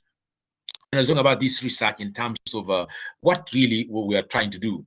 The research is talking about document the transformation of Muli from a capitalist, transforming Muli from a capitalist to a social entrepreneur. And this is very, very, very relevant for our course this morning, the topic. So look at the document, documenting this, analyzing the relationship between business and social entrepreneur to trace the journey from a poverty-stricken childhood to multimillionaire. Rags to riches story. In fact, you can follow the story. Only go to MCF. If you Google MCF, you learn a lot about this. I'm just giving you a glimpse of what I did in this study. To trace the journey from poverty, stricken from rags to riches, really, and then from riches to now social entrepreneur. To bring out the challenges as well as the success factors which would be used to train other budding entrepreneurs, moving them from entrepreneur and from profit-oriented entrepreneurs to social entrepreneurs. And as you move this next slide here, gives us, now, what was the methodology? When you do research, some of you are doing projects already, you look at the methodology, that's a chapter you talk about. So I'm presenting this as it was presented. We did ethnographic study. We did a case study, examination of Charles as the founder of MCF, through participation observant. We went in, we talked to the people, I saw it, I took pictures, and then study was conducted over a period of 3 months, covered all the 5 homes. At that time, they had 5 homes for children. These are Muli Children's Family homes, Dalani, Kipsogo and Kitale, down in Vipingo, in Kilifi, and so on. He covered 900 respondents who are the ones we interviewed. We went to talk to these people. And then, of course, the respondents were this, as you can see here, enlarge a little bit here, enlarge a little bit here. The respondents were, who are the respondents? They were pupils, students at MCF institutions, employees of MCF, beneficiaries, those who had graduated. By the way, some of the graduates from multi-children family are medical doctors, one of them in Muranga. I think they may have transferred him. A very interesting young man, a medical doctor, also in Nairobi. Many others, members of the community. I also talked to the members of the community. Members are going Dalani. Went to Dalani, also in Yata, in Machakos, in Vipingo. I told about you, Vipingo. Kipsongo in Kitale, and Vipingo in Kilifi. So we did this study. Government officers, we also interviewed the government officers, education officers around the place. Partners of the MCF, we also looked at the partners. Biological family members, Muli has a family, his own family. We looked at that, and Miss Mul, the mama, the home. We interviewed those people. And as we go along here, I got the next one. I want to move quickly here. What did we come up with? Quickly, yes. Primary data interviews were in-depth interviews, and I need to do this. Be showing you also here. This book is it's available. Charles Moore's story. I had a privilege of writing the foreword for this book, Father to the Fatherless. It's really Father to the Fatherless. You did this picture, very interesting. You saw, if you go to the MCF website, you'll see this. So there's in-depth interviews, direct observation in the MCF homes, and then focus group discussions. I did this. These are methods of research. Private methods, you may understand that, because I'm sure you do research course. Then secondary data. What did we do in secondary data? Review of printed records, books, for the fatherless and hope to the hopeless. There are two books that are also writing another book on social entrepreneurship, which I hope you read when my book comes out in this area. Web pages. I also went to the internet. That's why I go to the internet and find out about Muli and so on and so forth. Next one is about, after that, social entrepreneur. Who are they? We've just discussed them here, and here's a summary to many of you. Social entrepreneurs are individuals who innovate solutions to society's most pressing social needs. Yeah, Ashoka. Define that as people who have actually, you find that individuals with innovative solutions to society's most pressing social needs. Business entrepreneurs are driven largely by profits. We saw by profit to say that. Business entrepreneurs, profit-oriented. Social entrepreneurs concerned with the social needs of society. What are the needs of society? Their mission is central to business of social enterprise. Literally setting up social enterprise. Income generation takes an important but secondary role. Not important, but income generation takes an important but secondary in terms of supportive role. Social entrepreneur seeks to implement innovative ideas, and so we talked about that earlier. Very quickly, he comes to the next. Now the story of Muli himself. I began with Muli. Muli was born firstborn among 10 children, father of the alcoholic, abused his family led a life of abject poverty. This is the history of the founder. Yeah, history of the founder. And at the age 17, his parents abandoned him. Very interesting. Please, Jacqueline, if you can mute your phone if you are not talking, please. Mute your phone, please. Mute your phone. I'll mute you. Yep. So at age 7, his parents abandoned him. Look at that. He's 7-year-old. I understand 21. 21 or 2. 17 years, Molly walked 40 kilometers. At 17, he struggled at the age of 17. He walked many miles from to Nairobi, from Kangundo to Nairobi, a place called Katediama. I went up to Katediama in Kangundo, and he walked 40 kilometers. As he was showing me when I was doing the study, up to Nairobi. He worked as a gardener. First of all, he started as a houseboy, then a supervisor, then moved on. Because of hard work, he moved on. What propelled him? Is faith in God, determination, confidence, hard work, honesty. These are key things that you see in an entrepreneur, really. But here, spiritually, very faith in God, determination, and hard work. So he walked 40 kilometers. Can you imagine a 17-year-old walking 40 kilometers? Those years, I'm talking of years like early 60s, walking those many miles to look for a place where he can get something. Because the village was abandoned and so on. Moving on quickly. Business entrepreneur's journey. Now, enough with Charles Moore's history. Let's look at how did he begin as a business entrepreneur? Business strategy and the successes that saw him. Factors include diversification. First of all, he started running. First of all, he was in insurance. The first buses called Muli wage. You ask your parents or your grandparents, they'll tell you. Muli wage. They used to bus from Eldoret going all the way to Machakos, called Muli wage. First matatus in this country, by the way. In 1972, when Mzee Jomo gave an okay to matatu owners. He was one of those who was pushing for matatu owners to have no TLB, allowed to operate, 1972. So Muli was one of those. So he started as a matatu, he operated matatus, Kapenguria, Kitale. Then he went into insurance, many businesses. So what did he do? He diversified, he invested in property, diversified in real estate, he did credit, he did insurance and transport. This is what he was doing, diversification as an entrepreneur. He started small and grew as a business, just before he went in social entrepreneurship. So he started that, making sure that he wanted to make it in life. By the way, he was among the first few Kenyans, Kenyans, to own a Mercedes-Benz. And at that time in Eldoret, he was telling me there were only 3 Mercedes-Benz in Eldoret at that time, unless those who were passing by. Otherwise, there were 3, owned by the local MP, late Jesire, and the One Asian, I think, and then his Mercedes. As Africans, it's a very big thing. So for the first time, this is a very successful entrepreneur that time. He also gave the story that he used to take his children, he did shopping, he used to do shopping in London, go and buy clothes for his children and so on. He used to fly out. And that is in the 70s, very early 70s, unless you're MP or a short MD of a company. But this is what he was doing himself. He's very successful entrepreneur. Very successful. Okay. Then he started there. What happened? Very quickly, we move very quickly about his story. Investment, he continued. He bought land. He was also in real estate. He constructed houses. In fact, one of the churches in Eldoret, if you are an AIC, and you go to this AIC, they call it, they were right in town, call it the AIC right in town, fellowship. He was actually built it. He was one of the prominent members in that church as a treasurer and also an elder, senior elder. So he constructed the design of that church. If you're an elder around Eldoret, go to that church in Eldoret town near the hospital there, the referral hospital, fellowship. You'll see it. Part of it, that was his handwork, part of the work he was doing. Ownership of tea estates, he owned tea. Muli always took calculated risks, yes, in whatever he was doing. Embarked on a venture that had a certain probability of success. He did ventures that he weighed the success of that venture. He networked and interacted with influential people. Yes, the person easy to deal with, to work with the people, senior people, and the people at every level. He was elected in various leadership positions, in boards and so on. A school, there used to be a school near Eldoret also where he was a board member, a preparatory school, just near Kaptagat. He was a senior person, accepted in society because he had made it, self-made entrepreneur. And he used to talk about when he used to transportation. He used to drive his own matatu, up and down, up to Kaptagat, up there, down elsewhere. He used to run his matatu.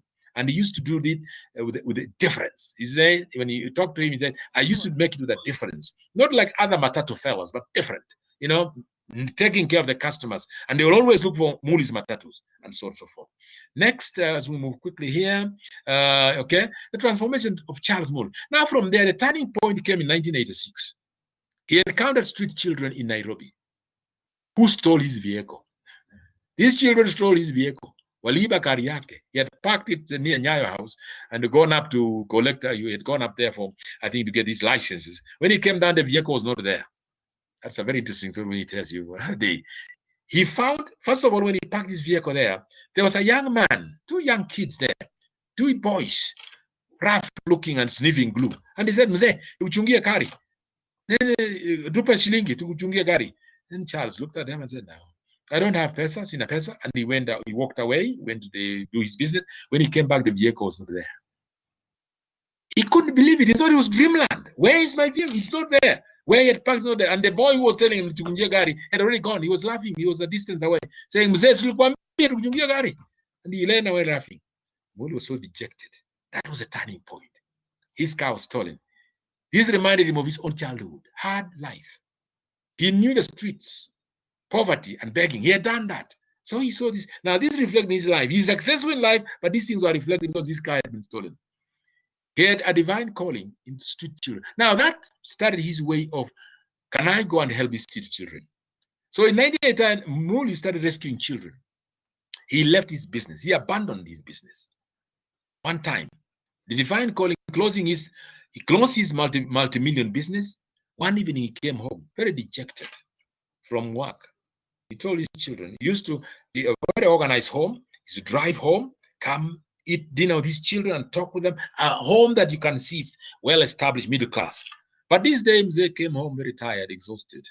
His car had been stolen, first of all, one of the vehicles. He had come using a matatu. His matatu. He has worked for a few days, but he was not comfortable. So that day, he came home and he told his family, tomorrow, I'm not going to work. So and so the first son, get my accountant, wind down my business. That's business closure. Mama was running a hardware shop. Mama, we are not buying any more spares. Now the calling is, we want to help these small street children. That was a turning point. Very interesting young man. Very interesting life. Your dad came and told you that we are now, tomorrow I'm not going to work, and you go and close that business, get accountant, pay all the workers, let them go and close the business.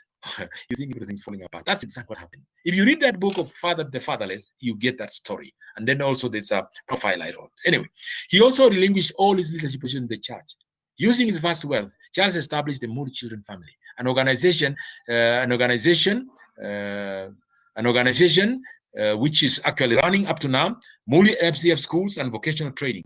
In fact, MCF schools do very well. KCSC in Kangundo, in Machakos district. If you go there and look, the history, they have never broken that, those histories. The kids were doing very well, extremely well. Self-sustainable programs, he started those ones. Agriculture, commercial, and so on. Climate change is one of the things he was doing. In fact, if you want to put it, just a visit, do a virtual visit about MCF and see project in the room. Very quickly, I'm moving about the social entrepreneur. He's also started International University, which is still in the works. Right, respondent voices. What did they say? Redemptor Manyal talked about this man here. These were actual respondents. One of them had been gone through the Moody Children's family, and she said this, a sponsorship coordinator and so on. She said, Daddy Moody, all those children, he had 1,000 children. You go there, get 1,000 children at home. He lives among them. He has built, of course, dormitories. His home is there. His own home is there. And so these children call him that. So one of them says, Daddy Moody rescued me in 2002. The servant of God, Daddy Moody, and Mommy Esther are the ones behind my success. This lady was a national sponsorship coordinator for SOS Children Homes in Somalia. She was working in Somalia at that time when we interviewed her. Then Daniel, a volunteer from Germany. This was actually a medal who did volunteer when we were doing this. Many volunteers in MCF family, when you go there, you get volunteers from across the globe. So this one came, and this is what he said, Daniel. As far as we are concerned, MCF is a genuine and accountable institution, and most of us have joined hands in supporting its activities in Germany. Dr. Moody is respected for his reliability and honesty. He's international now. People giving testimony to Charles Moody. Over 80%, 700 respondents interviewed who had worked closely with Charles Moody said that he was a unique person with many special attributes. Charles Moody story. Just moving very quickly. These were the attributes of Moody. This is what they said: dedicated and compassionate father. You see, you can social entrepreneur, role model and mentor, knows no tribal or ethnic barriers. You see that we talk about the attributes. Knows no tribal or ethnic barriers. In fact, in MCF you get all the 47 counties represented.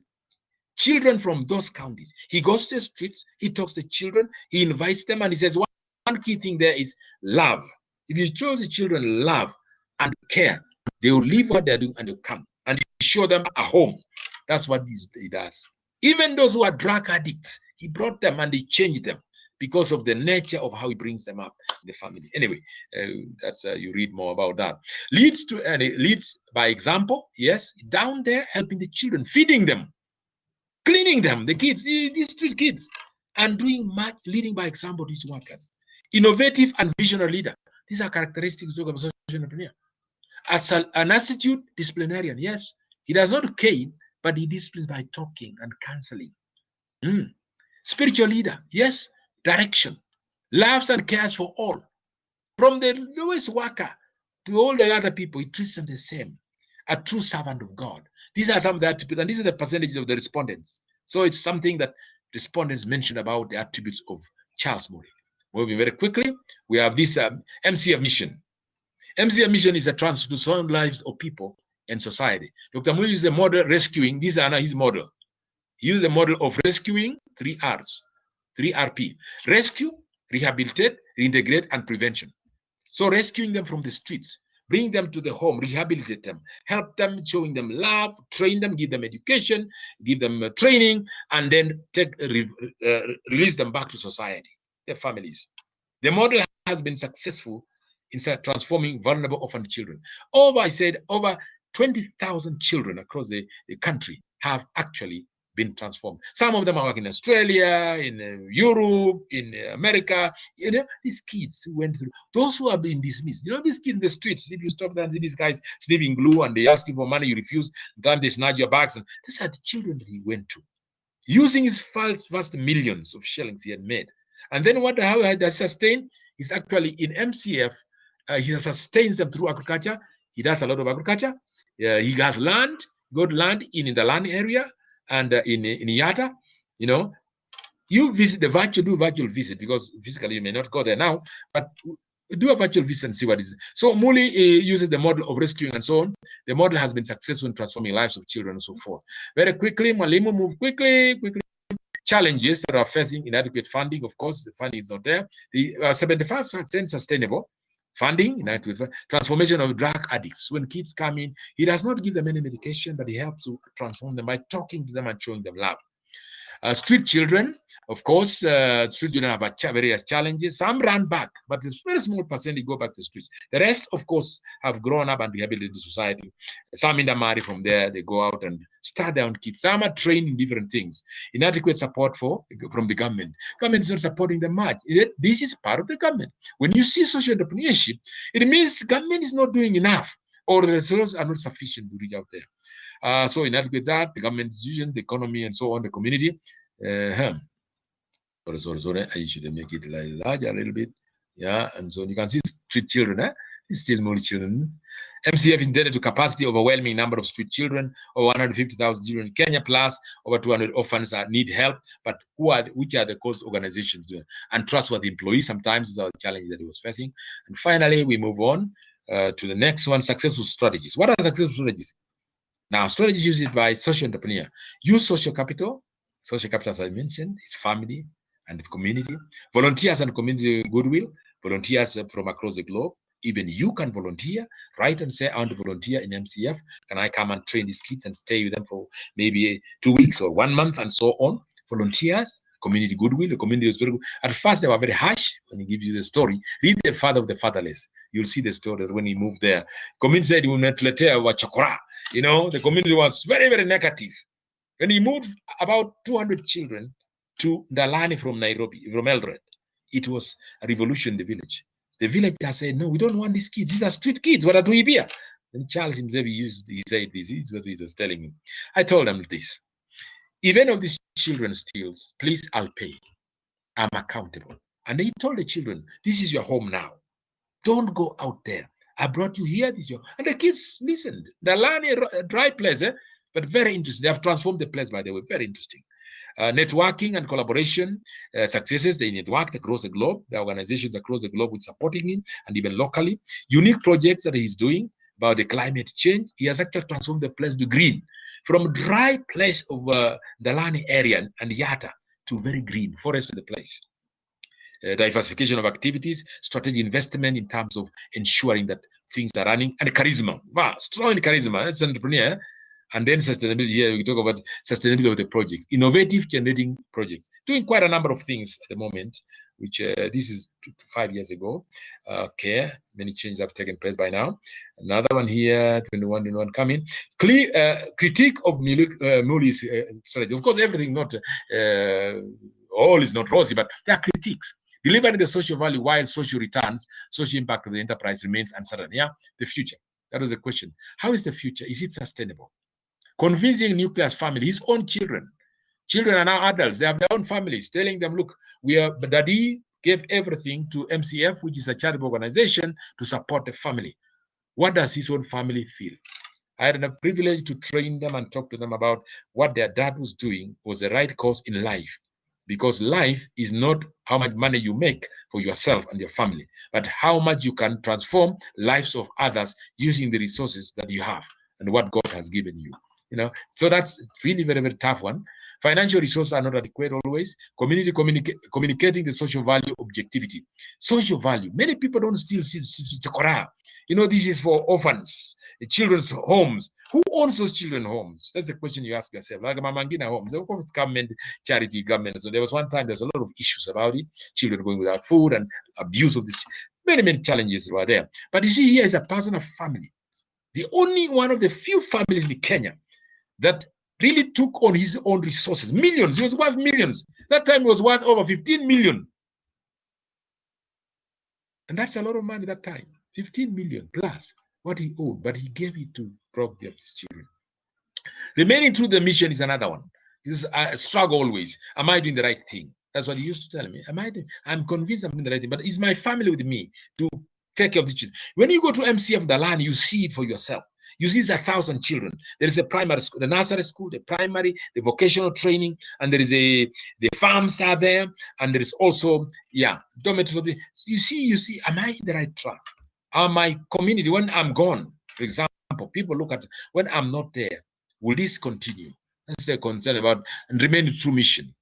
Sustainability of the social enterprise, will it continue?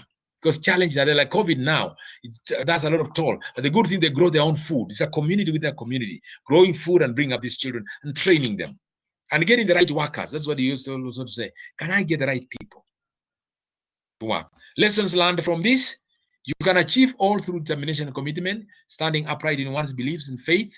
The more you help others, the more you succeed. Child rehabilitation goes beyond hand in, hand out with spirituality, hand in hand with spirituality. Yes, you must believe that you are doing something that God-given responsibility has given to you to do in life as you journey on in this world. Power of unity, hard work, thrift, and so on. Giving all to the needy is self-fulfilling. Yes, when you give all, you are more satisfied than owning billions in your bank account. When you die, nobody cares about that. But if you give that to society, transform society. Charity, help someone who's sick, do school education, pay their fees, provide shelter. If you are gone, your name lives on. You fulfill society than dying billions in Swiss banks, like some of our Kenyans who have done that, and so on. So that's what is giving is needed, it's fulfilling. Alternative source of income to support this is a lesson. There's very many things you can learn from Moody Children's family. Then finally, finish here. Implications and value of the study. Social entrepreneurship goes beyond philanthropy. Yeah. Just writing a check at the end of the month, the companies do that. Well, we're giving this to Mama Gina Children Home, or we're giving this, that cause. Does not help. There must be some people to walk the talk. That money can be misappropriated, but walk the talk. It goes beyond the check. Many of us think about it that way, that, okay, CSR, corporate social responsibility, is doing what? It's not doing that much. You must go down and really have people on the ground who are socially oriented to do this kind of thing. It focuses on sustainability, impact on society, and sustainability and so on. Ladies and gentlemen, I'm finishing now. I want to end this, and because there's another class coming in shortly. Implications of the study total involvement, founders, how has child succeeded, many approach, many ways, many things that have happened. Very quickly, these slides will be available to you guys, and recommendations, and finishing there. Success factors are those, and we finish lesson learned. I finish that, and conclusion, the study done, and there he is. Thank you, and God bless you. Questions and answers. Now, we may not take questions now, but you can send me questions. This is about Charles Mooley. I want you to visit MCF, and you enjoy this. Ladies and gentlemen, I want to end there for now and say, wish you God's blessings. Thank you so much. I want to end there.